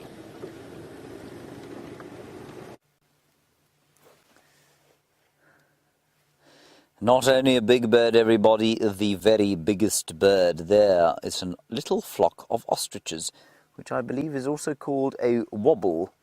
A wobble of ostriches. Of course, one should often say a wobble because it does feel nice on the lips. Wobble, wobble of ostriches. 3 females, they're the brown ones, and the male, the resplendent in his tuxedo black. They are astonishing creatures. It really is amazing to spend a bit of time with them, and I don't want to go too close because I think they will run from us. So we'll just give them a little bit of time to get used to us. And they're just feeding on little forbs. Remember I described what forbs were earlier on. As they go across the clearing here, they eat nice, they like to eat, they will eat insects as well, but they prefer to eat new growth from herby plants. Just amazing. Hey? It's just astonishing. There's some wildebeest in the background, and I wonder if they're not going to come and have a drink. They may have already had their drink.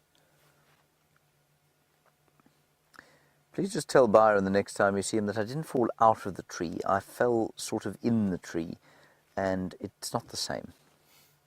It's not the same at all. There are the wildebeest. Marvellous. It's so peaceful out here in the clearings. And there are also some zebra off to the right-hand side, which we'll just have a look at there. You're on them, Dave. A little bit left. Left. Here we are. Oh, that's a wildebeest. Hang on. There are some zebra, I promise. I saw them. I think they've moved into the thick stuff. Never mind. All right, let's see. Oh, hang on. The one ostrich is now coming closer. Let's see what she does. She might come round for a drink.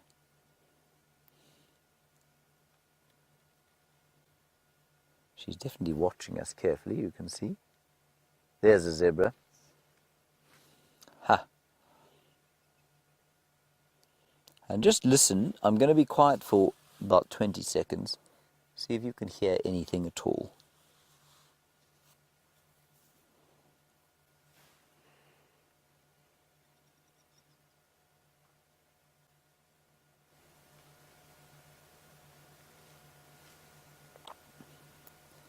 Not a sausage. It's so quiet out here, just one or two. I think I heard one crowned lapwing some way off to the north. Otherwise, it's just a nice soft breeze coming out of the northwest. And this is the kind of place, if you're ever feeling stressed out and tense, as Connor was this morning before he thought he was going to crash his drone, this is the kind of atmosphere that will calm and suck every piece of tension out of your body. And it's this kind of atmosphere that draws people back to the wild. And you can get it, of course, in any wild place, but an African wild place with ostriches and zebra and wildebeest in the background, well, could it be more special? Isn't that lovely?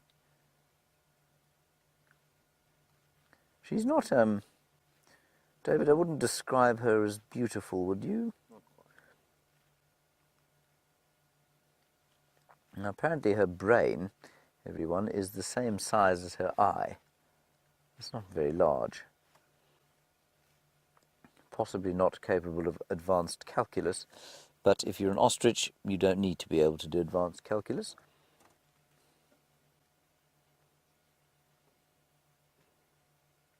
I just want to see if she comes closer and deigns to have a drink, because I think she was about to when we arrived here.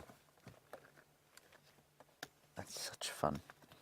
Now, I know Byron is looking for lions, and thus far failing to find them. I'd love to sort of cast aspersions on that, but of course I did exactly the same yesterday, and I think mine was probably a little bit easier to find. But the link there, of course, is that these things, when they call, sound almost like lions. And let me play you the call of the ostrich. And I mean, not if you're sitting right next to them, they don't, but if you hear them in the distance, they can sound a little bit like lions. I'll play you the call now, while we see if Mrs. Ostrich wants to come and have a drink. Yeah. Wolfie Day, I think they are.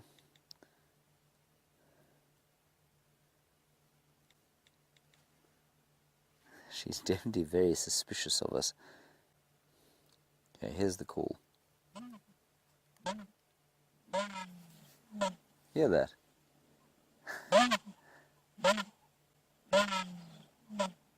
You see how you might mistake that for a lion in the distance. Sounds like Brent doing the lion. Isn't that cool?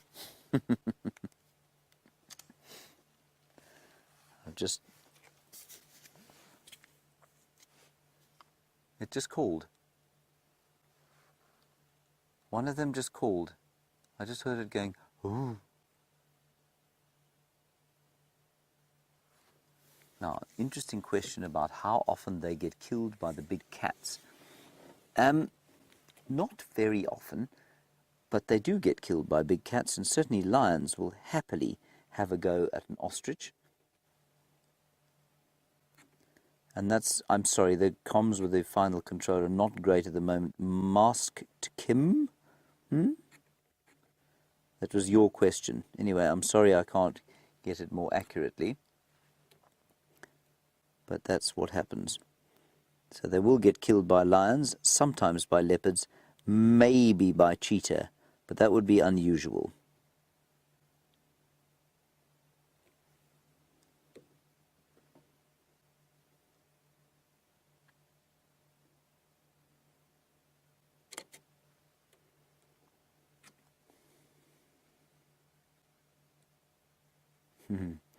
And a very nice question about whether or not they molt like regular birds. Yes, they do. But remember, their feathers don't have to be in anything like the same condition that the feathers of most flying birds do.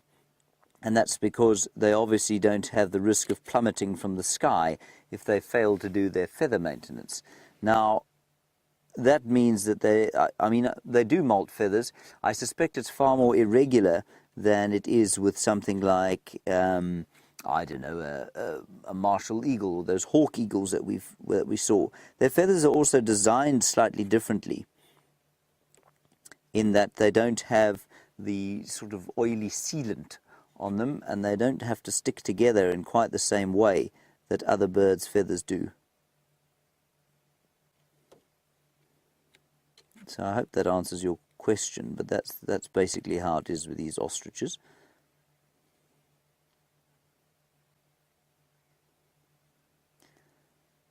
And Roger from Florida, a very good question about whether or not these ostriches stay in the same place or whether they roam. Roger, they do roam. They don't go huge distances, but they do go from this kind of habitat to other kinds of habitat that is the same. So they don't like to be in areas where there aren't clearings. They like to be in open areas where they can A, find food to eat, and B, they can run if they have to. Remember, their main defense, of course, is to be able to run at quite a tremendous speed. And so what they do is they will live around here for maybe a day or two, and they'll go through the woodlands, find another open area like this, and just kind of move from open area to open area. So they absolutely do roam.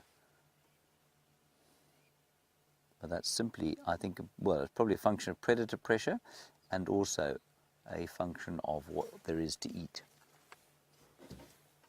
And Brian, in Toronto, you say, is there one male here and several females? Yes, Brian, that's exactly what there is. The male is the resplendent fellow in his black garb. He looks like he's just about to go to a very formal do. And the female, well, they don't have such pretty colours, or such sort of obviously pretty colours.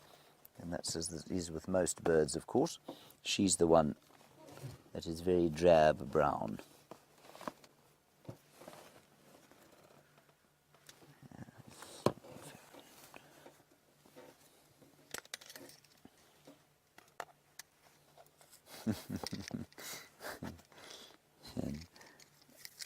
Mike, you want to know if it's true or not that ostriches bury their heads in the sand.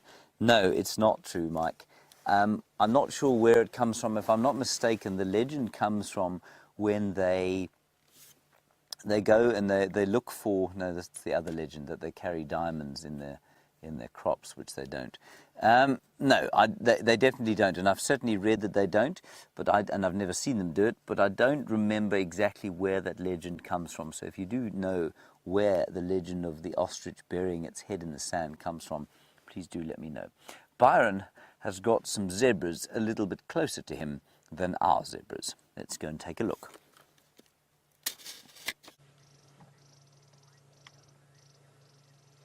So ostriches don't bury their heads in the sand, but I almost did, because we've had no luck with these lions. Luckily, we bumped into these beautiful zebra. A wonderful light on them now, feeding on this grass. I was beginning to become a bit worried. Just shows you never know what you're going to bump into around here. Look at these patterns, just wonderful, wonderful animals to see. That beautiful mane on the back of the neck. Now, interesting with zebra, even though it's very dry at the moment, there is still a bit of grass around for them, but you can't really tell just by looking at zebra if they are too hungry or if they are lacking food. The reason for that is zebra build up a lot of gas in their body, so they always have that full, swollen look. Look at that belly. See how full it is? They build up a lot of gases within their body, so they always have that look. How you can tell, though, if the zebra is losing condition is that mane on the back. If that mane starts flapping over and falling down, that's a sign that the zebra are not healthy. These zebra, their mane is standing up nicely, and they are still very, very healthy.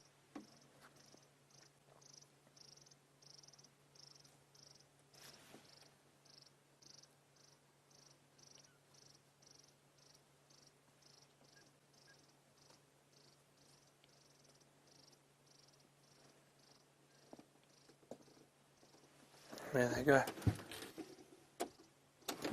Oh, there's another one behind there. I'm just going to move a little bit closer for us.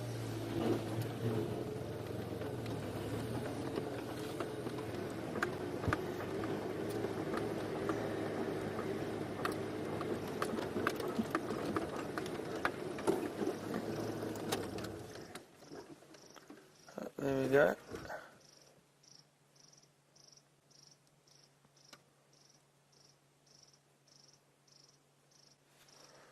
Just have a look here quickly. Usually you find a single male with a group of females, and I saw another zebra walk around. This is a male to the right that we're looking at now, and off to the left, the one that was close to us earlier, that is a female. Now, I'm sure some of you are asking, well, how do you tell the difference between a male and a female zebra? So, that female's walking away, but if we look back at the male again, under that tail, while he's swishing his tail around, you see there's actually a very, very thin black stripe from just under the tail right down through that rump. Now, that is a sign that it's a male, very, very thin stripe. The females have got a much thicker dark stripe which runs from that tail all the way down. There's also, you will then be able to see the female genitalia through that black stripe, but with the males it's a very thin stripe if you cannot see the obvious hanging out below those back legs.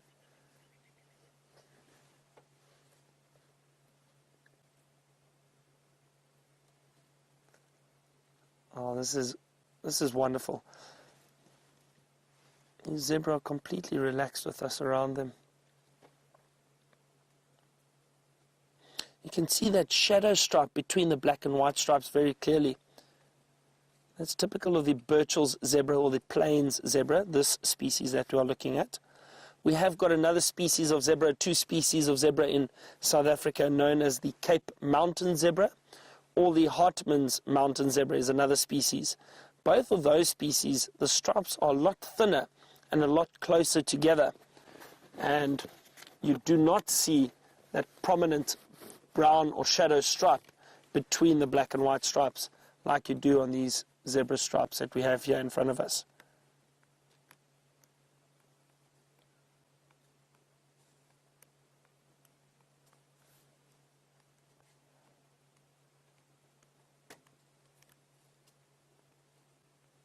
I'm very glad we managed to find something this afternoon. We were starting to get a little worried, but that's how the bush goes sometimes. But we've been having so much fun and laughing a lot, which is great.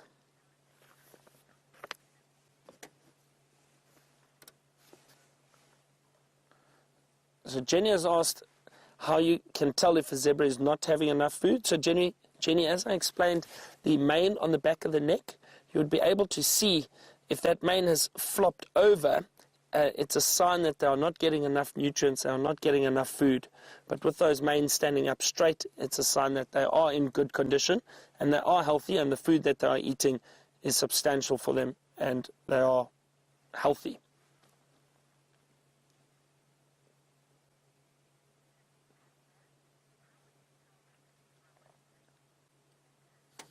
So Tasha has asked how you would tell if a zebra is pregnant. So Tasha, with the females, you often will see the much larger belly. You can see the belly, it does expand quite a bit more, and you can, it looks very, very swollen. You can see that she is pregnant. So that would be a sign immediately that the female zebra is pregnant.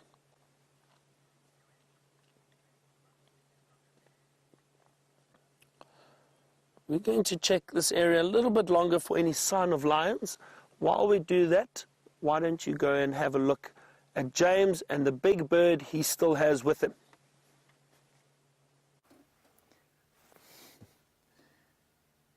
These chaps have got so confiding, everybody. We've managed to get much closer to them. You've almost got full-frame female ostrich there, and all four getting around to the front of us, which is a real joy. David, I might take a picture of the male now. Yes. Here we go, the world's slowest photographer. Almost got focus, and he's turned around. Excellent, missed it. Next time. Let's move a little bit forward. They've been so confiding about us driving along next to them.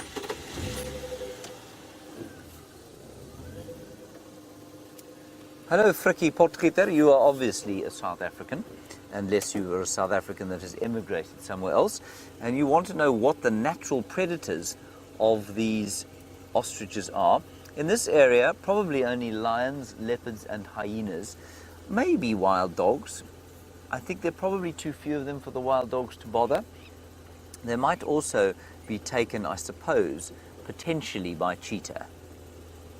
But in this area, it would be largely wild dogs and leopards and hyenas. This lady is very close to us now. Hello, Mrs. Ostrich.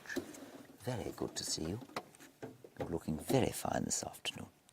That's it. Don't go away. Stay there. Now look over here so that I may take a picture of you. Hello?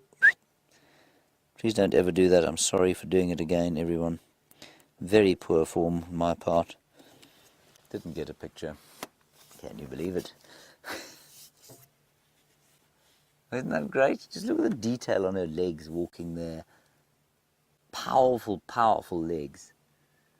And the toes, two toes, and very vicious claws at the edge of those toes.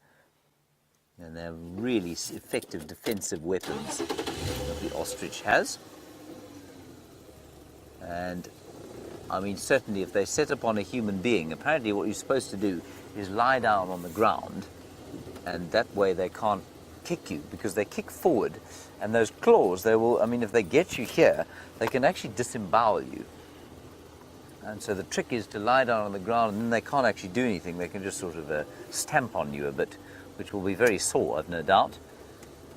But it is not potentially fatal. This is incredible. We are now, I mean, we're very close to them.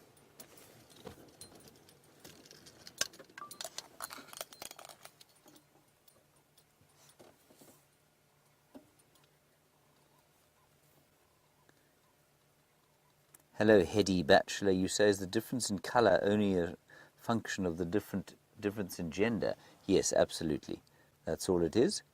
I think in much the same way that some, we're going towards the wildebeest now, in much the same way that many birds are different colours or sexually dimorphic, so it is the same with the ostrich. And as is the case with all, when that is the case, normally the male is poorly camouflaged, and he is poorly camouflaged in comparison with the females here. They're enormous, you know. I mean, they are, what, 10 feet tall? Not quite, 9 feet tall, maybe 8 feet. And look at them now with the wildebeest. If we look to the left, they're thinking about, they almost look like they're thinking about having a bit of conflict, and the wildebeest have stopped eating. They're thinking about what on earth is going on here. And sneak slowly forward.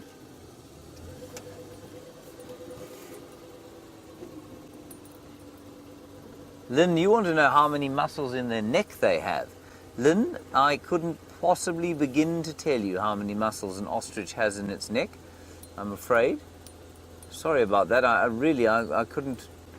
Yeah, I've got absolutely no idea at all. Oh, one of them's getting cross. This is brilliant. Look at that, everyone.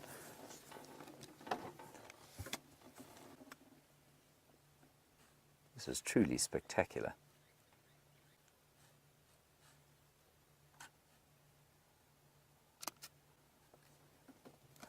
Ha! We are so lucky to see a scene like this.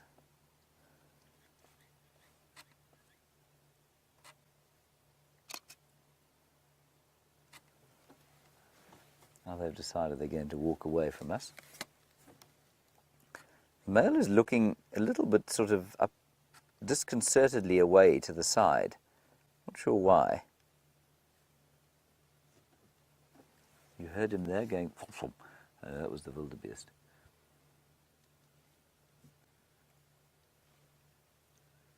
Oh, it's fantastic. What an amazing sighting.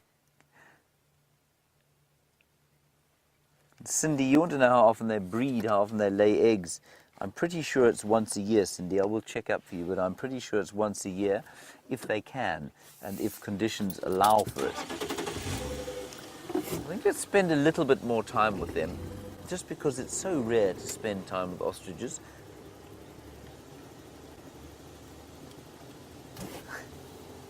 I think this is amazing. The wildebeest were not pleased. The ostriches came to say hello to them. They've walked all the way down here, the ostriches. They've turned around. They don't want to go through that thicket, I think is why. Now they're coming along the other fringe of the clearing to see if they can find something else to eat here. Let's just spend a little bit more time, and then we'll go down towards the other big clearings where the cheetah were found yesterday. I know they did look there earlier, and they haven't found anything there.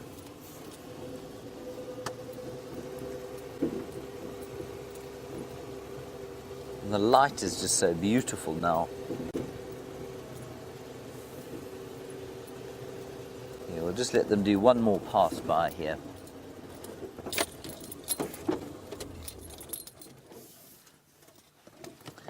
Tasha, you want to know how tall they are. I estimated about 8 or 9 feet, but I'll check exactly for you.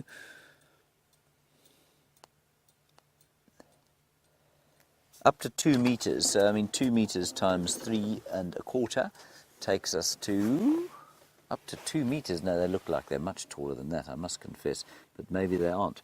So 2 meters is actually only about just under 7 feet. So I'm getting reports from the final control that they get up to 2.4 meters. My bird guide, which is normally extremely reliable, says generally up to 2 meters. But I think that male is taller than that. So that's say about 7 feet. So they're a good foot shorter than I thought they were.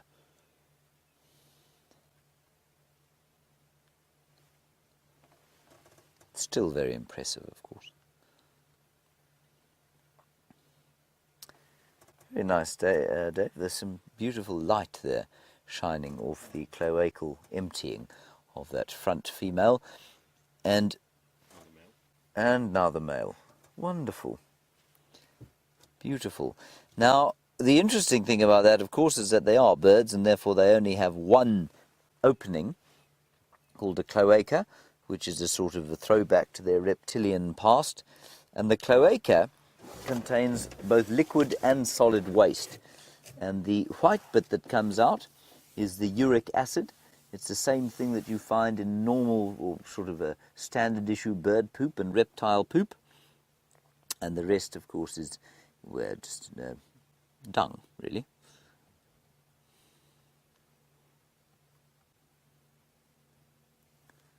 Fantastic stuff. A little bit further forward, maybe.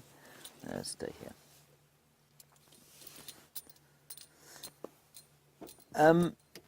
Cat in Tampa, a nice question about whether any of the landowners here hunt for ostrich and eat it. No, they don't, because you're not allowed to hunt in the Sabi Sands. Certainly not something as rare as an ostrich. But you've also heard that ostrich is good eating. It is good eating, and it is farmed as as a sort of game meat. And you can get it readily in South Africa. It is good eating. And you say you've heard it's healthy. It is healthy to a certain extent. Apparently totally cholesterol-free, but it's also completely fat-free. Much of it is completely fat-free. And so if that's what you like to eat, then it is good. It tastes, Dave, it tastes pretty like steak, really. But it is, you can tell it's ostrich. If you know ostrich, you can tell. You might have one little move forward towards them, and then we'll press on to something else. Perhaps some cheetah. Oh, David, I've got them in the sun there. Obviously, they're not looking here.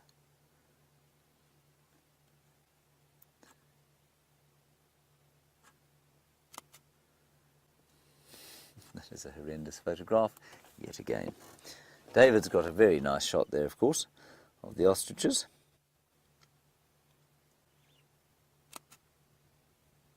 It's quite nice, I suppose.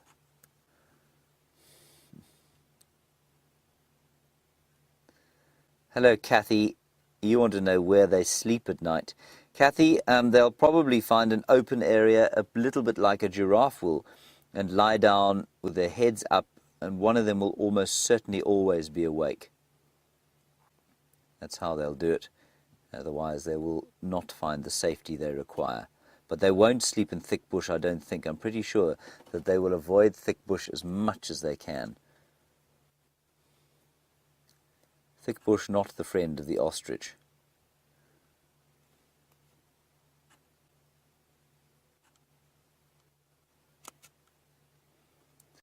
Ah,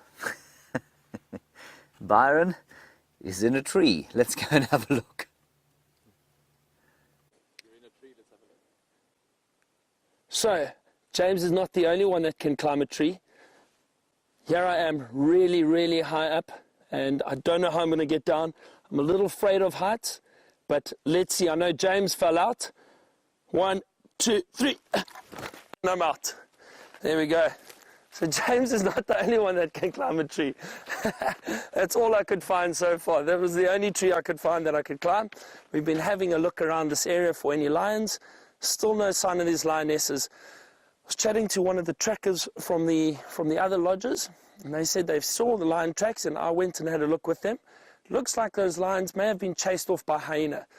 Don't know why. It doesn't look like there were any signs of a kill, But what often happens is maybe just the sight of the hyena may cause the lionesses to move off. They don't want to get into any altercation with hyenas for no reason. But I'm not giving up just yet.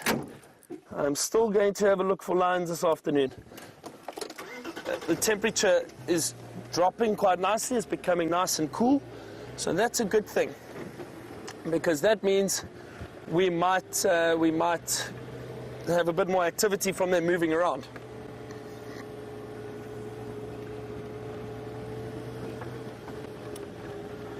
Let's see what we can find. I'm really impressed that James managed to find you an ostrich. I haven't seen an ostrich in this area yet.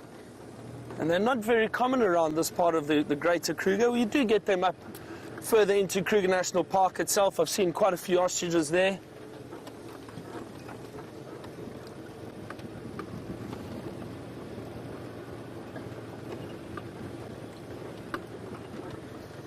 There we go. Sunset. Well, the sun's just gone down. Or just behind those trees now from where we are.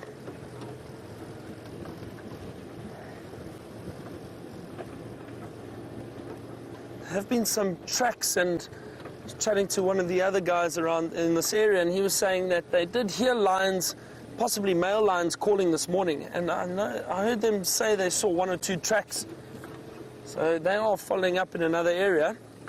We're still just looking for any sign of these lionesses. Don't know where they've disappeared to. It's very, very interesting. But again, you can never be too sure. Don't know. I mean, they'll move wherever they want. They don't have to follow a strict regime. They'll move any time of the day.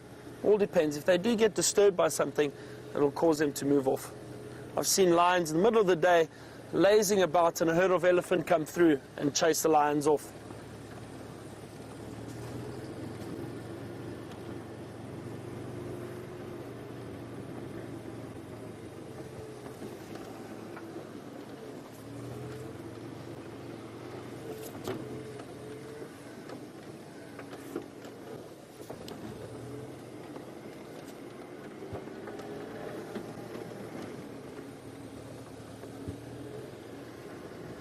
I think James has definitely had a bit more luck than us this afternoon.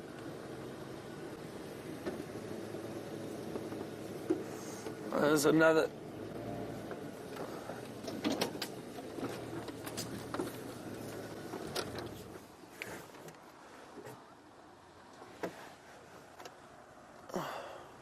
So we've got a question coming through at the moment.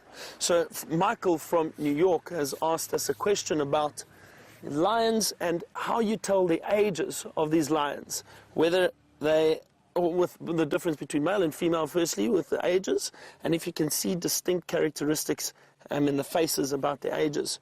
So what happens is, often it's very difficult to tell just by the body if the lion is old or young. And generally the body stays in a similar condition unless it's a really old lion.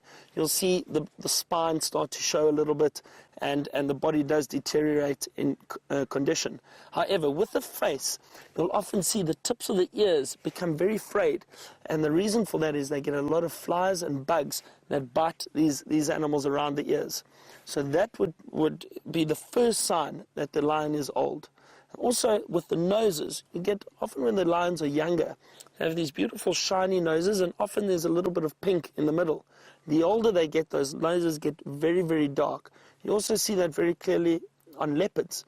You will see leopards where the nose starts getting very dark and a little bit chipped and cracked, and that's also a good sign of age. But generally, if you just had to look at a lion and you can see the ears, have a look at the tips of the ears. The older they get, you start seeing a lot of wear and tear around the back of the ears because of all the insects that bite their ears constantly.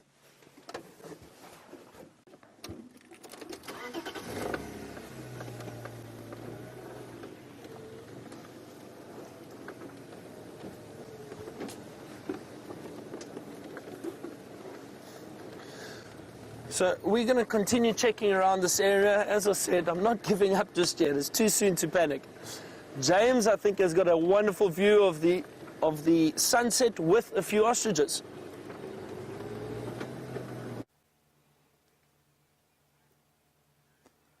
Look at that, everybody. They've come down to the water. They're thinking about having a drink. That was their reflection, of course, coming out of the little pan here called Cheetah Plains Pan. And I think it's been worth just sitting with these fellows. The male did have a little bit of a drink. There he goes.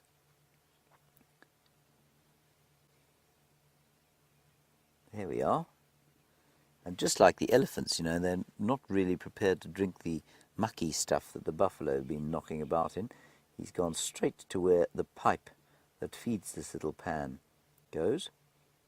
Now, ostriches are not water dependent because they do live in some very desertified areas, and so I don't think they'll have to drink very much.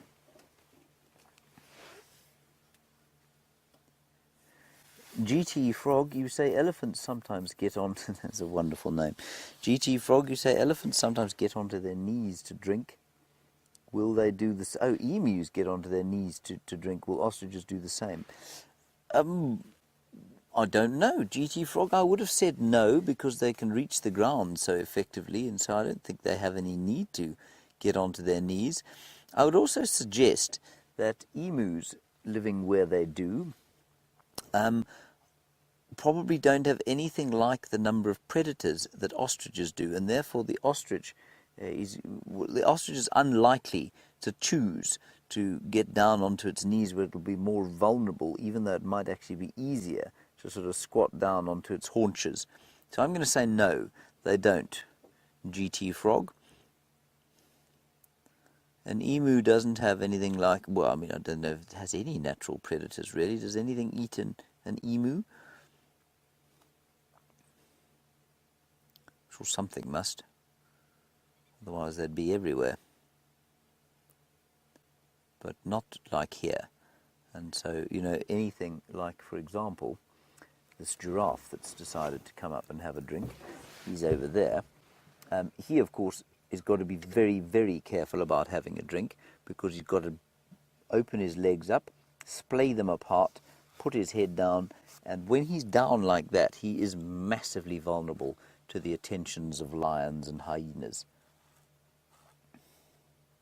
I say he, but I do mean she in her particular case.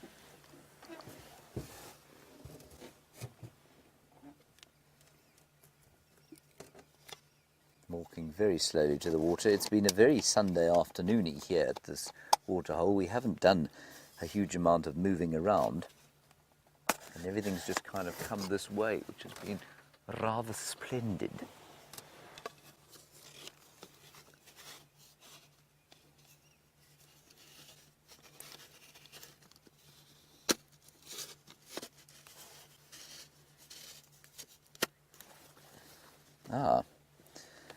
Now I'm just going to put my jersey on because it's getting a bit cold, but David, of course, will suffer through the cold because he must bring you pictures, unfettered access to this beautiful giraffe cow. I think we're just going to sit here, if it's all the same to you, everyone, simply because she's coming to have a drink, and if we start moving around, I think she will be distracted and perhaps not come down. Just to give you an update, apparently those lions have been found, and Byron is waiting to sort of get into the sighting. So you should be seeing lions fairly soon. There she comes. And look at the colours. Sorry, yes. David very cleverly pointed out that I left my busby inside my shirt, and therefore I became inaudible briefly. Hold on. Look at the colours there of her juxtaposed with the reds and oranges and golds and browns of the trees behind. I think that's stunning. In the background you can hear I've only just realised this, that's a Shelley's Franklin calling.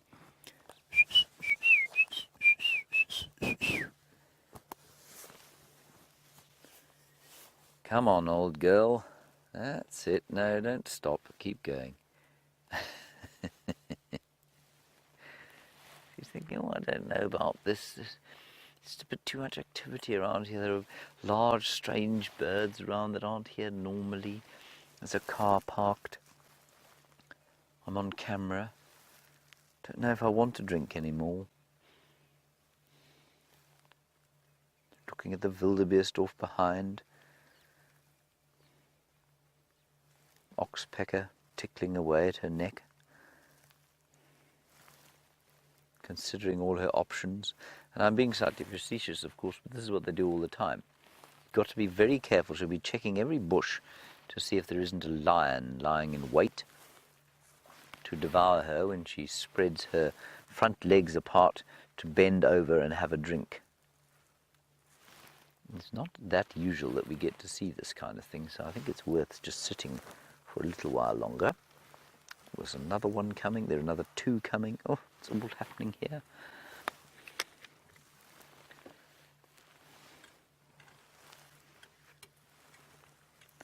Of course, Dave, every time I point at something in a different direction is to re-level the camera. That's why the horizon tilts slightly like you're on a boat every so often.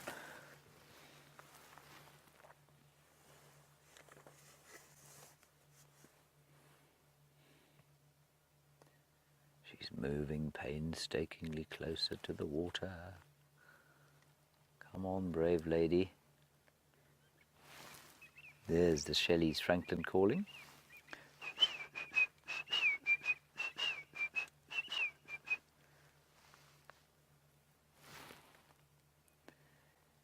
Yes, we are standing here. We have not moved.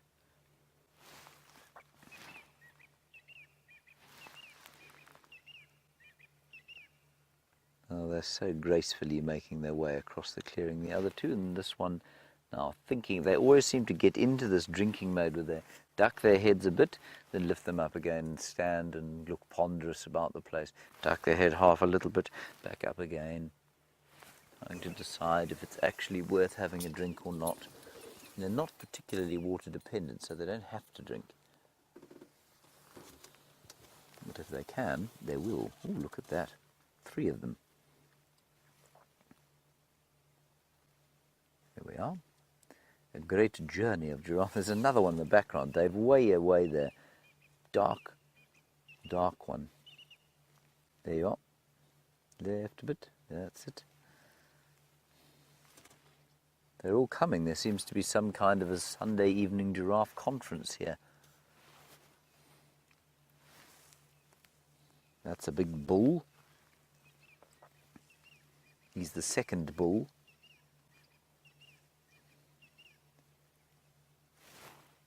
Now they will probably be in communication. We can't hear it. There's the first bull. The others are cows. You'll probably be in communication with all of them. They they communicate with a very low rumbling infrasound, which we are unable to hear with our fairly unsophisticated ears. Look how the male is a lot less cautious than the females. A lot less considerate of the dangers that might be here. He's just thinking about getting to the pub with the girls. See that, David? Let that be a lesson to you. Ill-considered drinks at pubs with girls can lead to trouble. He doesn't think much of that advice at all.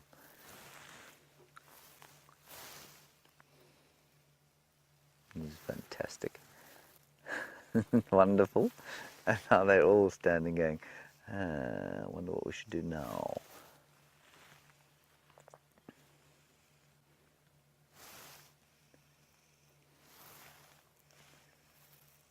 I don't know what she thinks she's doing, if there's some kind of communication going on here, if she's looking for lions or cheetahs, if she's, I've got no idea.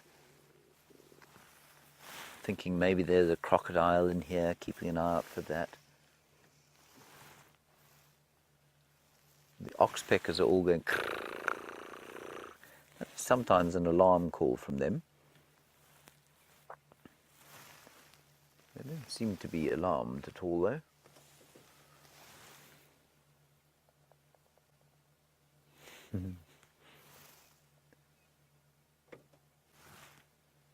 Sorry about the aerial, everybody. We just have to have it up, otherwise we can't hear the final control talk to us. Yeah, he's definitely far less worried about what might be at the water. He's a young male. You can see he's shorter than she is.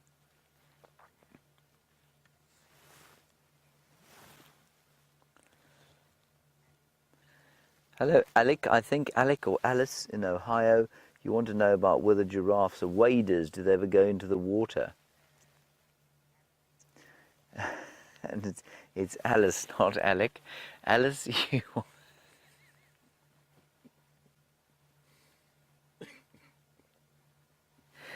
Sorry, Alice. I completely misheard your name. Communications from the final control utterly horrendous this afternoon. So, Alice, you want to know if giraffe ever wade into the water? No. Giraffe are not waders. Again, they would be far too vulnerable. I mean, I imagine they've crossed rivers before and gone into water every so often, but they don't by default wade in the same way that elephants do.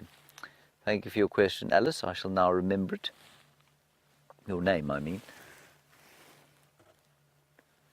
I will almost certainly forget your question, because that is the, that's the price you pay for being the age I am. This is a wonderful picture, even if it is, frisky young male.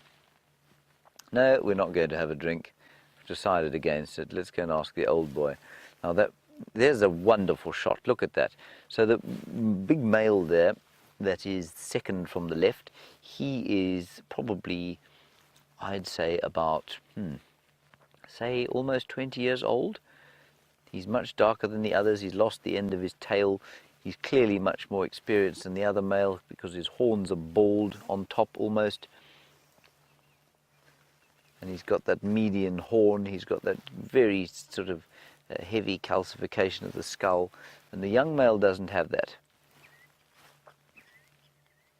You can hear the Senegal lapwing going.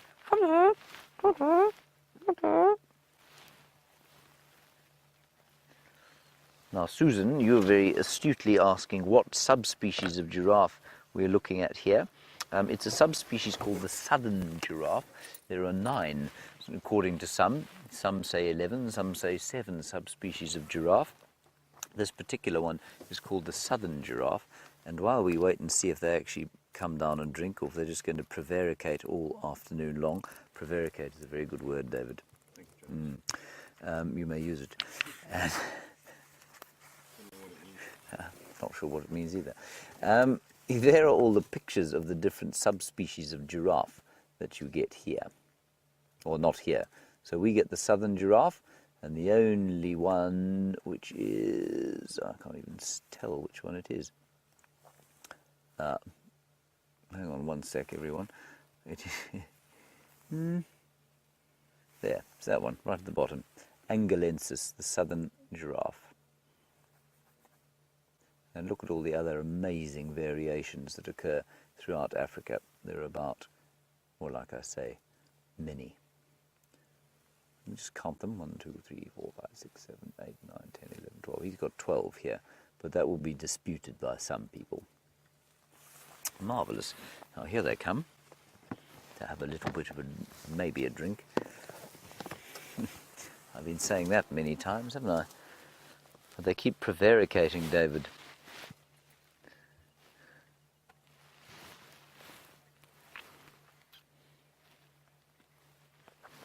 Mitch, lovely question from you, and well noticed. You say giraffe, rather like hyena, walk with one leg, or at least with both legs on each side. So that's completely different from a dog or from a horse or from an impala that will walk left front, right back, right front, left back. They walk left front, left back, right front, right back. You see what Mitch means from New York. Thank you, Mitch, for that. I mean, this is fantastic. Look at the picture of them there. So you want to know if they run like that. No, they don't. They run in a sort of canter, and a canter is that sort of 3-beat movement, exactly the same as a horse. And what it is if you're going to just listen carefully now, because it can get a little confusing. A 3-beat canter, everybody, basically constitutes back right leg, Okay, starting the movement, then left back and left front touching, at least left back and right front touching the ground in diagonals, and then leading the last foot to land would be the left front foot. And that's basically what a canter is. And that's how they run. So it's not it's not just a faster version of their walk, if you know what I mean.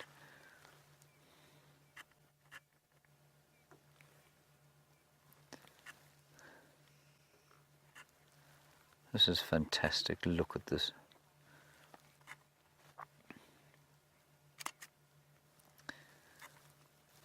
Hello, B. Ellie the Backpacker. Another nice question from you. Thank you for it. You say, did giraffe live alone? B. Ellie the Backpacker, giraffe do not live alone always. They can, though. Like you say, you've seen them living alone before with us, and they certainly can live alone, B. Ellie the Backpacker, but they don't always. They are sometimes in these groups, and they're often in these groups not permanently. So that's sort of a loose association that they have here. And the female's much more likely to be together than the males.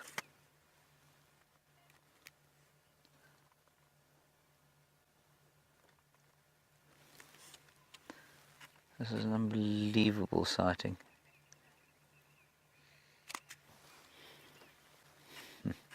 And Deborah, Armchair Traveller, good question. You say, do I think that giraffe communicate with elephants with that low frequency rumbling? No.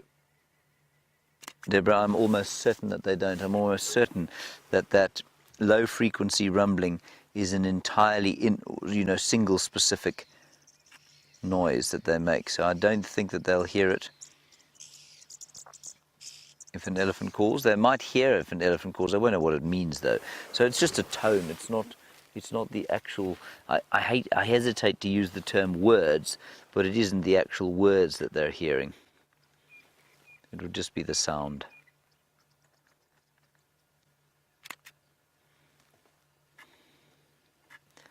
This is just fantastic. I really do feel rather privileged to be witnessing this lot.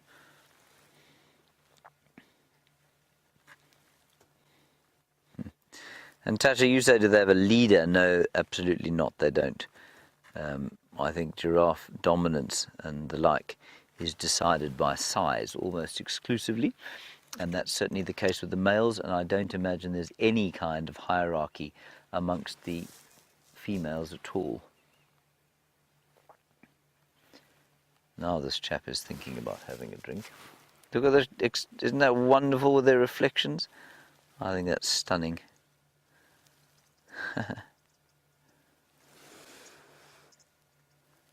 Very nice, David.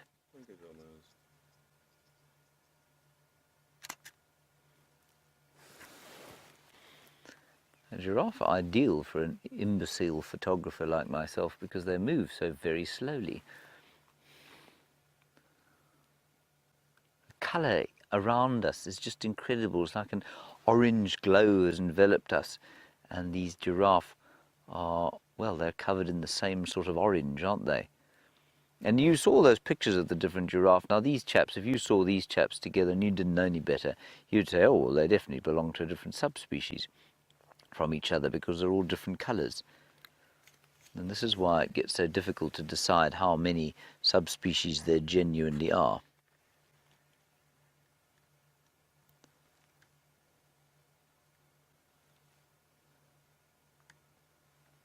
Wonderful stuff.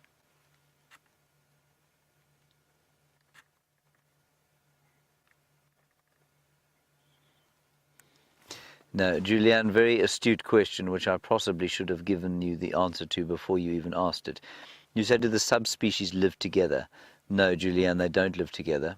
They live on their own, and they're separated by geography, and that's, in fact, probably why they've evolved to be slightly different subspecies. They would have all been the same at one stage.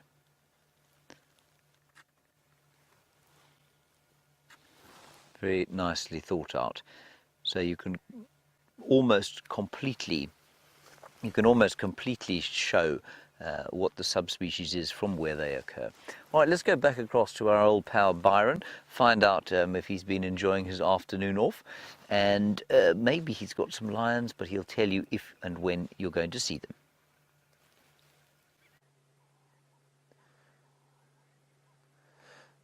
So James, I still don't have any lions, but everybody, look at this beautiful sky. We are sitting listening to the bird calls at the moment. Remember earlier when it was still very warm, there was very little bird calls, and we've just had some arrow-marked babblers. I hope they call again, but they've just disappeared into a thicket and I don't hear them anymore, but let's listen out for them. But have a look at that beautiful pink and blue coloration in the sky. Now the Shangaan people in this area, this part of South Africa, refer to that color as mveve, and that is what they call the lilac-breasted roller, and it gets its name from this color, that beautiful pinkish color, that lilac color that it has on its chest. Very, very beautiful color in the sky, and that's where the lilac-breasted roller gets its name from in Shangaan. We'll have to ask James a little bit more about that. His Shangaan is much better than mine. If we listen carefully, I can just hear those arrow-marked babblers. Some starlings calling, and of course the babblers have stopped. So we haven't had too much luck. Hang on, there we go.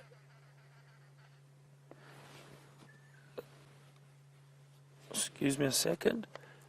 Okay, Afim, I'm not too far. If I can move in then as a third.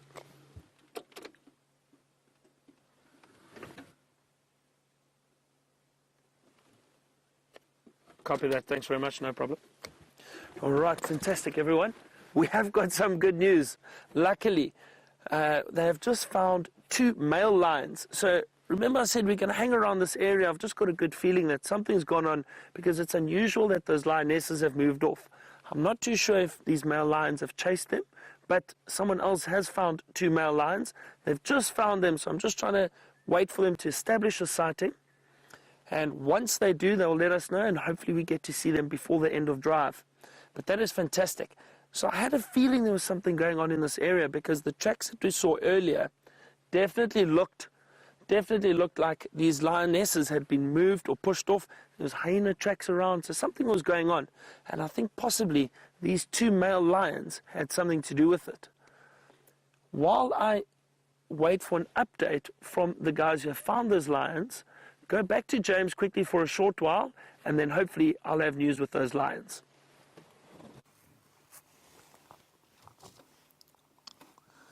The endless waiting game of seeing if a giraffe will drink continues here, everybody, at the Cheetah Plains Pan, and we've been let down again. There she goes. All right, I'm going to leave these giraffe, and therefore you are too. We're going to pop gently down into the clearings very quickly. Oh, are we? Oh, here we go. You're not going to be able to reach the water from there. I'm pretty sure you're wasting your time. Yeah, Monique, I think you're absolutely correct. You say that perhaps the waterhole edge is too high, and they're afraid, that they might slip. Yeah, I think that's absolutely correct. And if they do slip, a giraffe will really struggle to get up. If this giraffe was to fall into this water, you'd be almost certain that it would die here. It happened fairly recently with our friends, the Matimba males. A giraffe died in a pan because he slipped into it and he just couldn't get up. And eventually those 2 lions leapt on him and they fed on him for many days.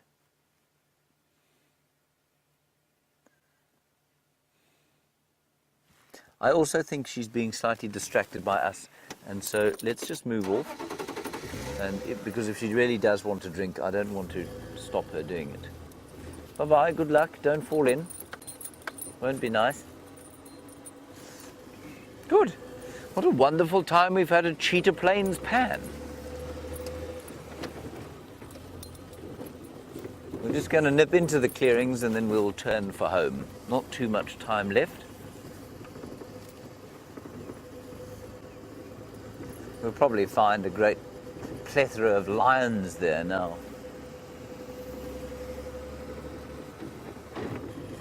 I'd say an almost perfect Sunday afternoon, wouldn't you, David? Yes.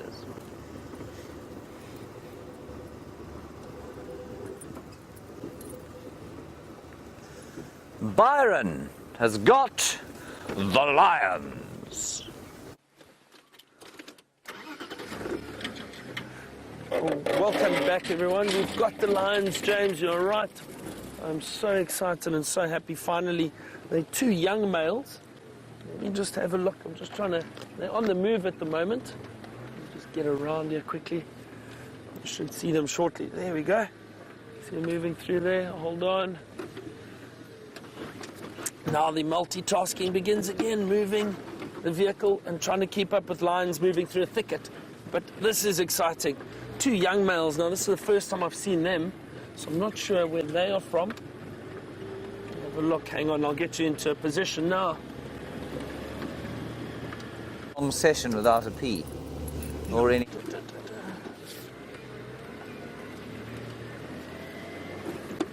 Well, they're moving quite quickly.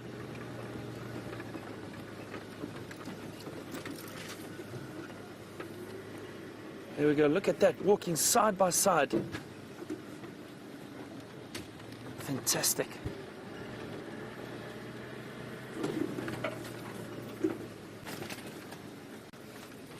Look at that, our persistence paid off. It's not always easy to find animals in the bush, but every now and then you get lucky and they pop out. These males, I think, just started moving around as the temperature cooled down, and one of the other vehicles bumped into them along the road. They've crossed into this thicket. And keep going, let's keep going. I'm going to try head back to the road quickly. I think it might be a bit easier for us to keep up with them from there.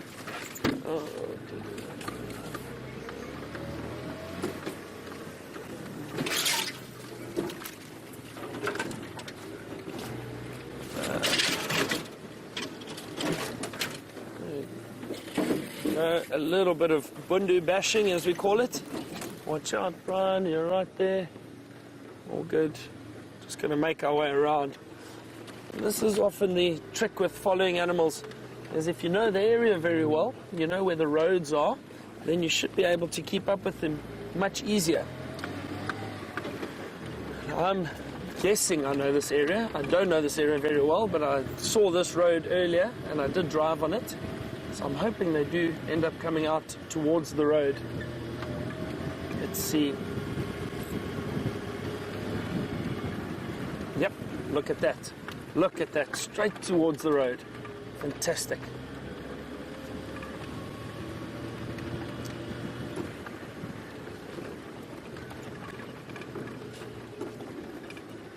There they come.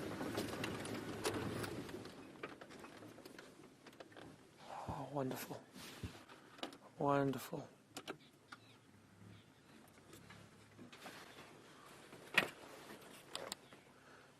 Give a little bit of extra light here. Look at that. These are beautiful young males. You see, they haven't quite developed manes yet. Just the start. So I'm guessing these lions are roughly around, I would say, somewhere around 3 to 4 years old.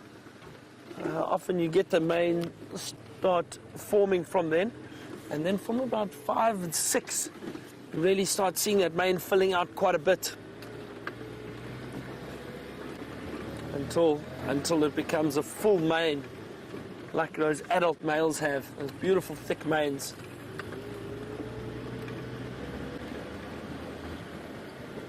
Just want to see something quickly. Which direction they're going. They're still just walking off to the side, just right of us. Hang on.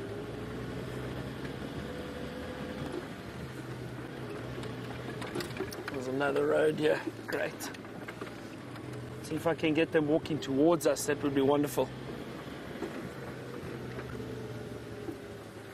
There's a nice pathway. Hang on. There we go. Oh, look at that. Still a little bit of light just creeping through. Looks like that one has got a floppy ear. Look at that. Look at his right ear.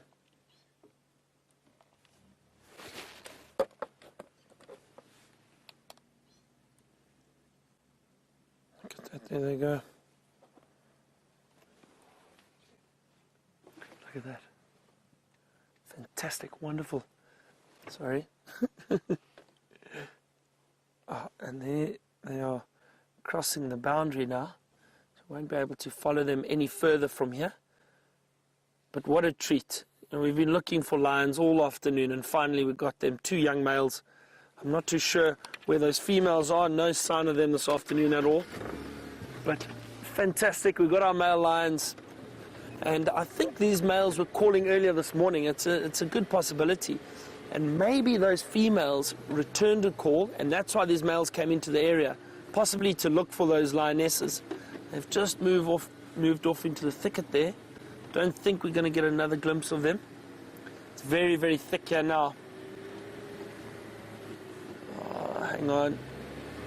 Might see a spot here. They're still just moving off through there. There they go. Can you just see them disappearing, that black tip of the tail moving through the thicket? Oh, what a treat. So we have been working hard this afternoon. We haven't had too much luck, but it pays off in the end. And what a fantastic opportunity to see these male lions. And like I said, it's always exciting when you see lions or any animal that you haven't seen before. And I'm not sure where these young males come from. But it's interesting that they are in this area and that they were potentially looking for those females. Perhaps they are offspring that those females kicked out a few years ago. I'm not too sure of the pride dynamics in this area at the moment, but that could be the case. And now those 2 males will most likely form a coalition. They'll stay together and hopefully grow up together. And the reason for that is that as older males, it's easier for them to maintain a large territory. They protect each other, and they can then find females and mate with females from different prides, not just one pride. So they will constantly patrol the territory and keep out any other males or any other competition. What a wonderful sighting.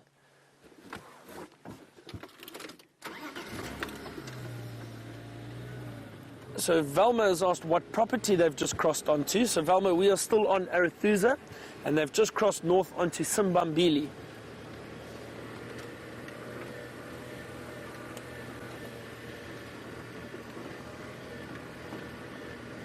And off they go. There is a prominent waterhole in the direction that they are going on Simbambili, and I think they're possibly heading there to have a drink of water for the evening. And then potentially patrol more of the area. They're not old enough to be dominant males in this area yet, so I think they will still just patrol around and try and avoid the big dominant males until they get a little bit older, and then they'll start trying to set up territory for themselves. Excuse me a second, let me just give everyone an update on these lions. The station's just left those 2 male lions. They've crossed north onto Simbambili.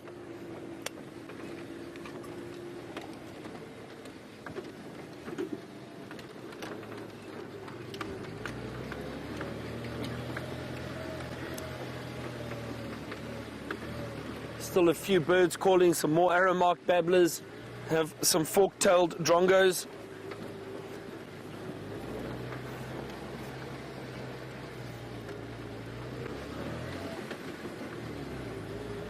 Temperature has dropped quite a bit now, but oh, some beautiful silhouettes behind us. Just want to see if I can stop for you quickly. Look at that light, and hang on a little bit more. Look at that. Look at the color in the sky at the moment.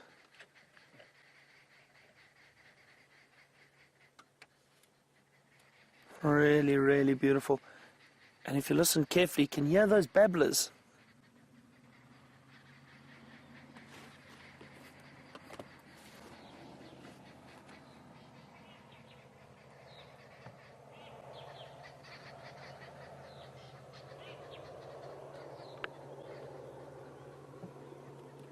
So Roger from Florida has asked us a question regarding the birds of prey in this area.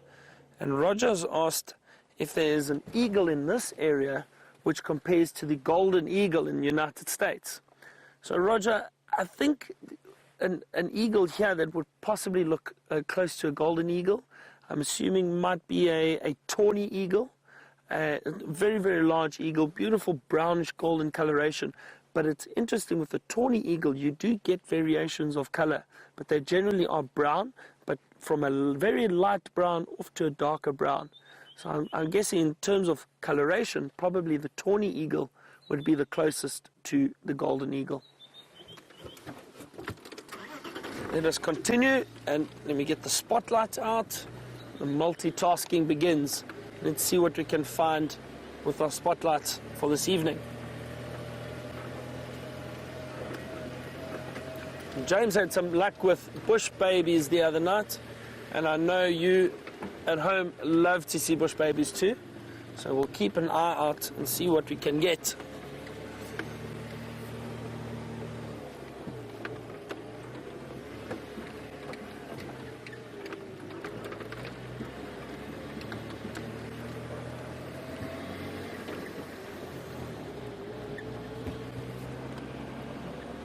And a few days ago we had a male leopard, Mvula. Mvula was just off this road, not far up ahead, which was very interesting. And the first time I saw him, it was wonderful to see him around here. But he has definitely moved off out of this area now.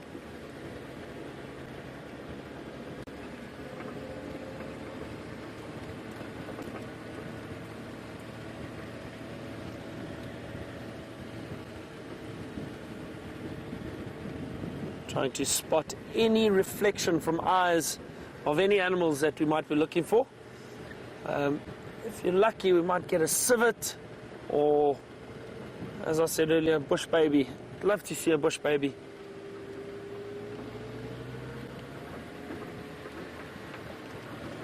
The temperature has definitely dropped quite a bit. The jackets are back on, and I think it's going to be a very cold evening again. And tomorrow is most likely going to be as cold as it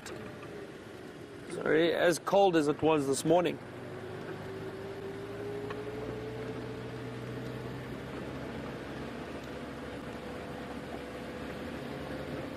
Definitely sounds like James had a more successful afternoon in terms of the amount of wildlife he found, but that's how it works sometimes. Can't always see everything all the time, and it just shows you again how wild this area is, and it's live. What we're seeing, you're seeing. So that is the wonderful thing about Safari Live, that you can enjoy it with us and have fun with us while we're out here.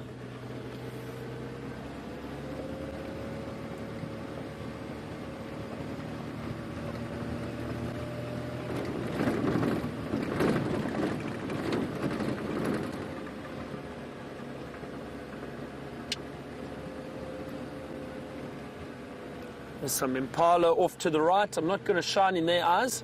Their eyes are very sensitive to the bright light. Sandra has asked us an interesting question. Sandra would like to know if we see a change in temperament with any of the animals when the food and water becomes more scarce in the drought.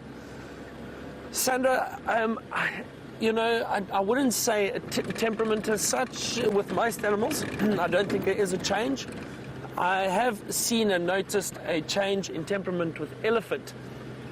They tend to become quite stressed out. If there's no food, if there's no water, those animals will become a bit temperamental and very stressed. With the other animals, I think they go through the motions. They still do what they have to do to find food and water. Often what happens if they've got a huge lack of food and water, you will find they start losing condition quite quickly. They lose the energy levels that they used to have. I don't think they become more temperamental though. A lot of buffalo dung around here. It looks like a big herd moved through. More impala off to the right. A few bats flying around.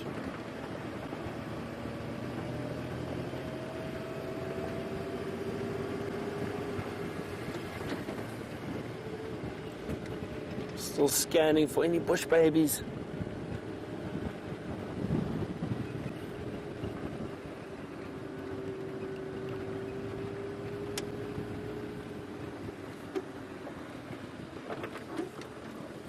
You never know. We could also still bump into a leopard walking around this time of the evening, marking a territory, a male or a female. Let's see. Now, usually I'm able to spot scorpions in trees, but that's usually in summer. When there are more insects around, you get little scorpions sitting around some trees. Hang on. Oh, is that one? If it is, I will be very impressed. No sign. Not a lot of scorpion activity this time of the year. As I mentioned, there's not a lot of insects because it being the dry season, far less insects, far less bugs. So you don't have a lot of scorpion activity. But there is a species of scorpion which loves to sit in the bark of trees.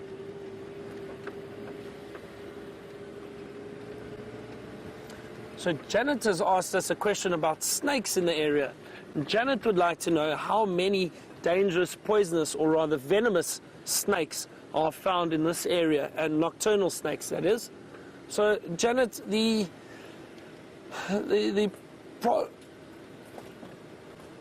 probably the most venomous that we find here, or nocturnal venomous snake that we find here, is the boomslang, or also known as the tree snake. Now, you've heard me say poisonous or venomous. Now, hang on a second, I can just hear something.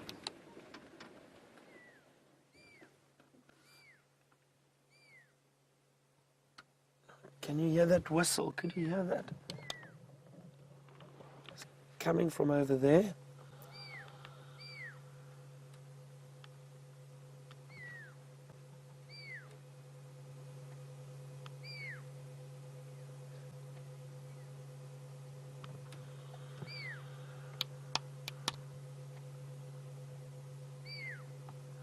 So that is the sound that a pearl-spotted owl makes. Very, very small little owl. It's got a very high-pitched whistle, and it will call like that. It's often a territorial call. That, however, is not a pearl-spotted owl. That is a little fork-tailed drongo, which is mimicking a pearl-spotted owl, and is very, very clever. They do that because the pearl-spotted owl, which is about the size of my hand, very small bird, and it is still a bird of prey. So often the fork-tailed drongo will mimic the pearl-spotted owl and try and chase away any other birds in the area. Very clever, but he couldn't fool me, not tonight. So as I was saying, Janet, with the snakes in the area, the boomslang or the tree snake is a very common venomous snake that we find, a nocturnal snake in this area, but there are very little snakes around at the moment because it is winter. I can just hear something up ahead.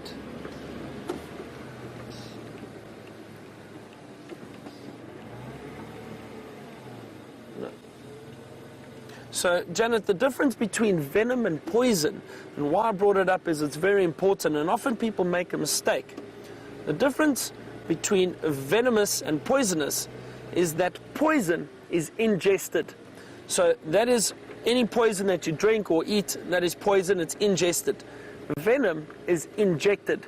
So it will be injected into the bloodstream. So snakes, scorpions, spiders all have venom because they need to bite you or sting you to inject the venom. And if you had to drink a poison or eat a plant, for example, that is poisonous, that is poison because you are ingesting it. So that is the difference between poison and venom. So the snakes that we have out here are venomous.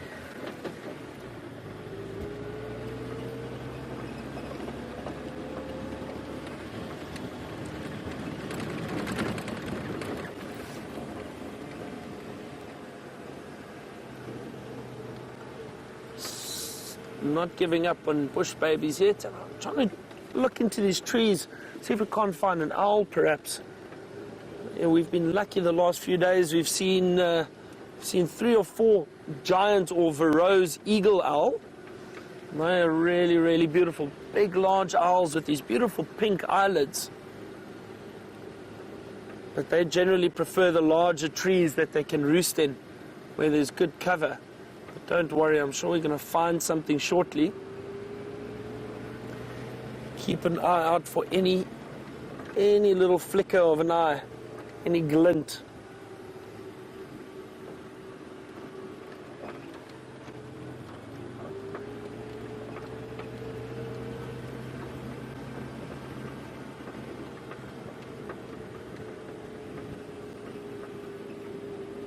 So James Richard has asked an interesting question about the nightjars.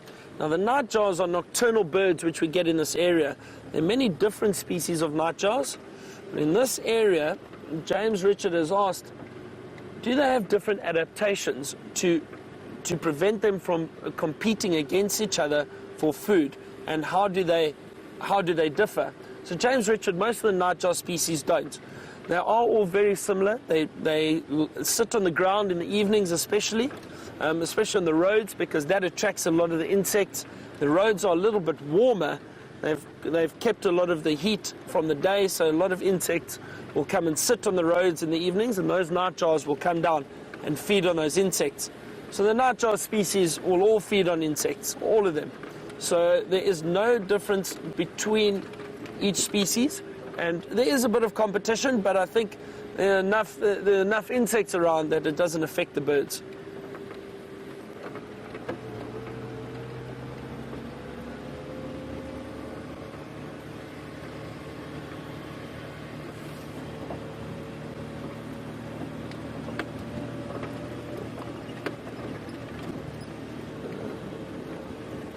No owls around there yet. James, I think the other evening, was doing one of these. I'm not sure that's going to work very well, because you will definitely miss an eye of something.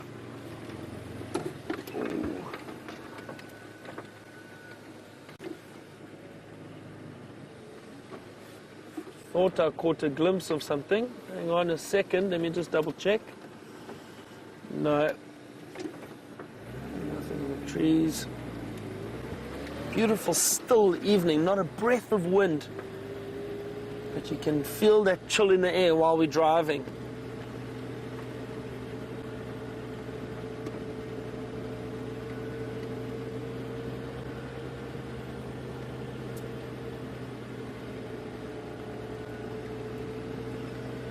So Velma has asked about another animal we often do spot in the evenings and in the trees, a chameleon.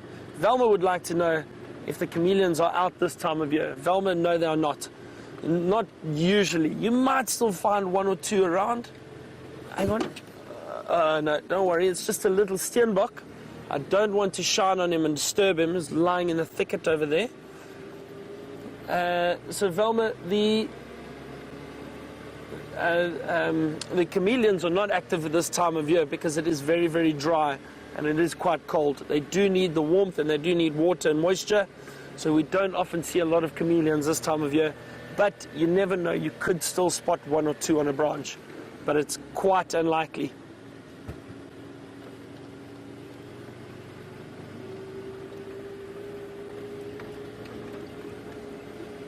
Come on, bush babies.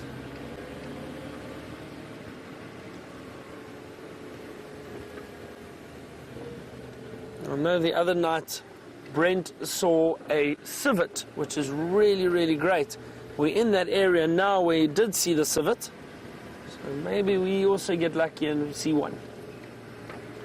Some of them can be quite territorial. They do stick in certain areas, and they patrol around a lot in the evening looking for food.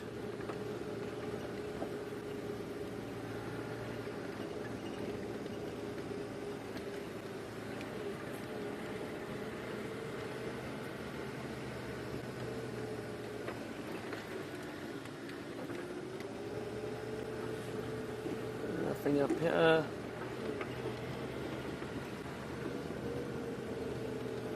Surely we're going to bump into something shortly. We always stay positive, don't we, Brian? We do. Have to out here. But it's been such a fun afternoon, learning a bit of Arethusa, well, for myself at least, and even though the bit of tracking that we did, it was exciting, trying to work out where did those lionesses go, and we still don't know. No one found them, And we certainly didn't have any luck. That's the way it happens. It's amazing how animals can disappear if they want to. Just shows you how lucky you were to have seen them this morning with James.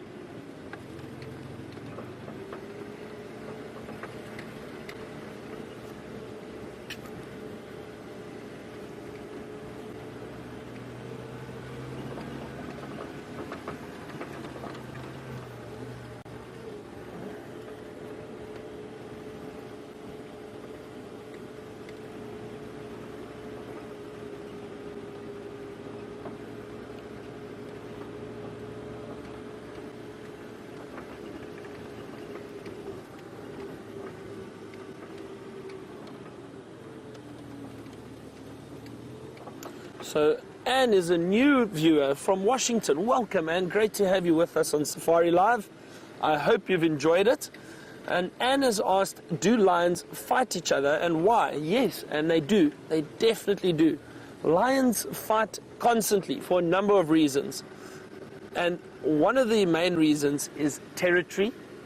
The lions will fight each other to protect their territory. They don't want other lions coming into that area, because what that is potential competition. It can take away their food, the water source, and if another pride of lions come and patrol or control that area or that territory, could be detrimental to the pride which is there. So that would be one reason. Male lions especially fight for territory. Successful male lions is having a big territory, mating with females and having offspring.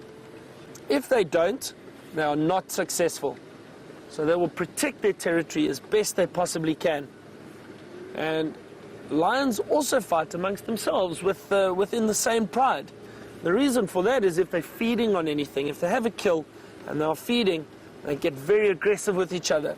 It's survival of the fittest out here. And so what will happen is the lions, while they're feeding, if someone's got a good piece of meat or juicy piece of meat and the others are struggling to get some, they will often break out in a fight and they hit each other with their paws. If you look closely, next time we see some lions, have a look around their faces. They definitely have got a lot of scars and cuts, and all of that is due to fighting with each other for food.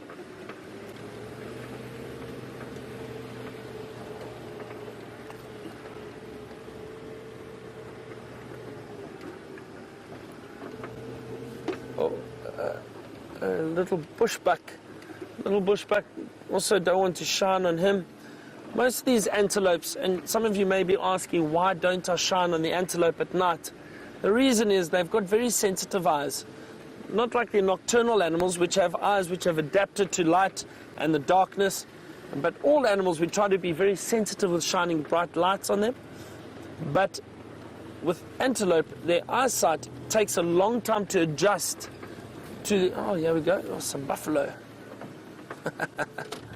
Look at that. 1, 3. Moved out onto the clearing, obviously, for this evening to feed and rest. I see some impala eyes around here too. So as I was saying, one of these, a lot of these animals, their eyes are very sensitive to bright light, so we try to be careful and not shine directly on them, but we will try and give the buffalo especially a little bit of peace and quiet so we don't disturb them too much, and we don't shine bright lights on any of the antelope either. I hope you've enjoyed this afternoon with us. It's been a lot of fun. Even though we didn't see too much, we enjoyed it, and eventually we got to see some lions. Thank you to Brian and the Thumb, the Thumb Mermaid. Yeah. It's been a wonderful afternoon. We will see you tomorrow morning live for our dawn drive or our sunrise drive. Thank you to the ladies in the FC. Why don't we cross over to James so he can say his goodbyes to you? Thank you, everyone. Woo! Hello, everybody. We were just going down a steep piece of road there. It was extremely entertaining, as you could see. We have found nothing on the way back from Cheetah Plains except a few cars with people smiling on them. So obviously it's been a pleasant Sunday for all out here. I did see a couple of cars stretched out along this road here. This is the Gari Main Road, our southern boundary. And I'm wondering to myself if the lionesses and their cubs, I know they were seen. I don't know where they were seen. I'm sure they were probably very close to this road. So if we do bump into them on the way in the next few minutes, we won't view cubs with a light, I'm afraid. But if we see the lionesses on the hunt, well, we'll watch them for a while. That would be nice. There was nothing in the clearings at Cheetah Plains. We did look fervently for any kind of animal life. We did see those wildebeest that we saw had come out and they were lying down there for a snooze. And you asked earlier about the ostriches and whether they sleep lying down or where they sleep. I think they'll go in much the same place as those wildebeest. You could see how they were avoiding the thickets. They didn't want to go into the thickets and they came right around the clearing, and then they headed off north into the clearings at Nkoro. So I think they'll probably spend the night there. One of them almost certainly standing guard over the rest. Something going across the road. It looked like a duiker.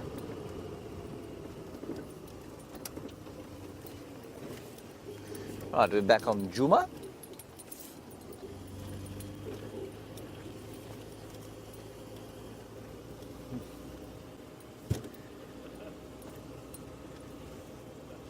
Nora from Munich, you want to know how David feels after eating all those leaves, and you also want to know how it is, or why it is, that I make my cameraman suffer with me while I eat the leaves. Well, Nora, let's ask David first of all. How does he feel? David, how do you feel? He feels all right. I mean, he has vomited 3 times since we left that position, but we didn't do that live, so that's ideal.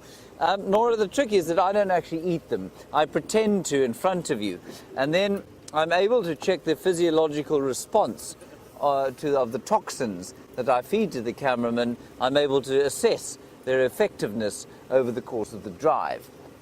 So that is why they too must share what I eat.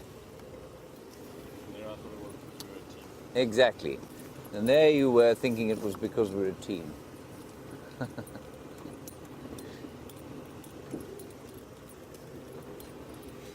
Hello, Julia Smith. Do you want to know there'll be a wrap-up today on Facebook? No, there won't, Julia. Not on a Sunday, surely. Julia, we do the wrap-ups now on Tuesdays and Fridays. Tuesday and Friday we do wrap-ups. And otherwise we go home and breathe, have a little drink, and generally relax, especially on a Sunday night.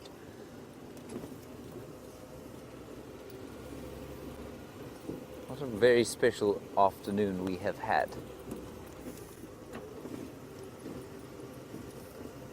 And it's just so telling to me, you know, so often people say, I've said this countless times, everybody comes out here and says we want to see the big 5.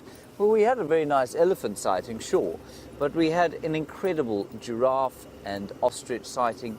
They will never be found in any kind of big 5 textbook. And I think it's just great that we had such a good afternoon looking at that stuff. Thanks for watching us, everybody. We're going to be going home now to warm up by the fire. Thank you, David, for your efforts today. Big thanks to Rebecca and Chelsea in the final control, and of course to Byron and Brian. We'll see you tomorrow at 6:30.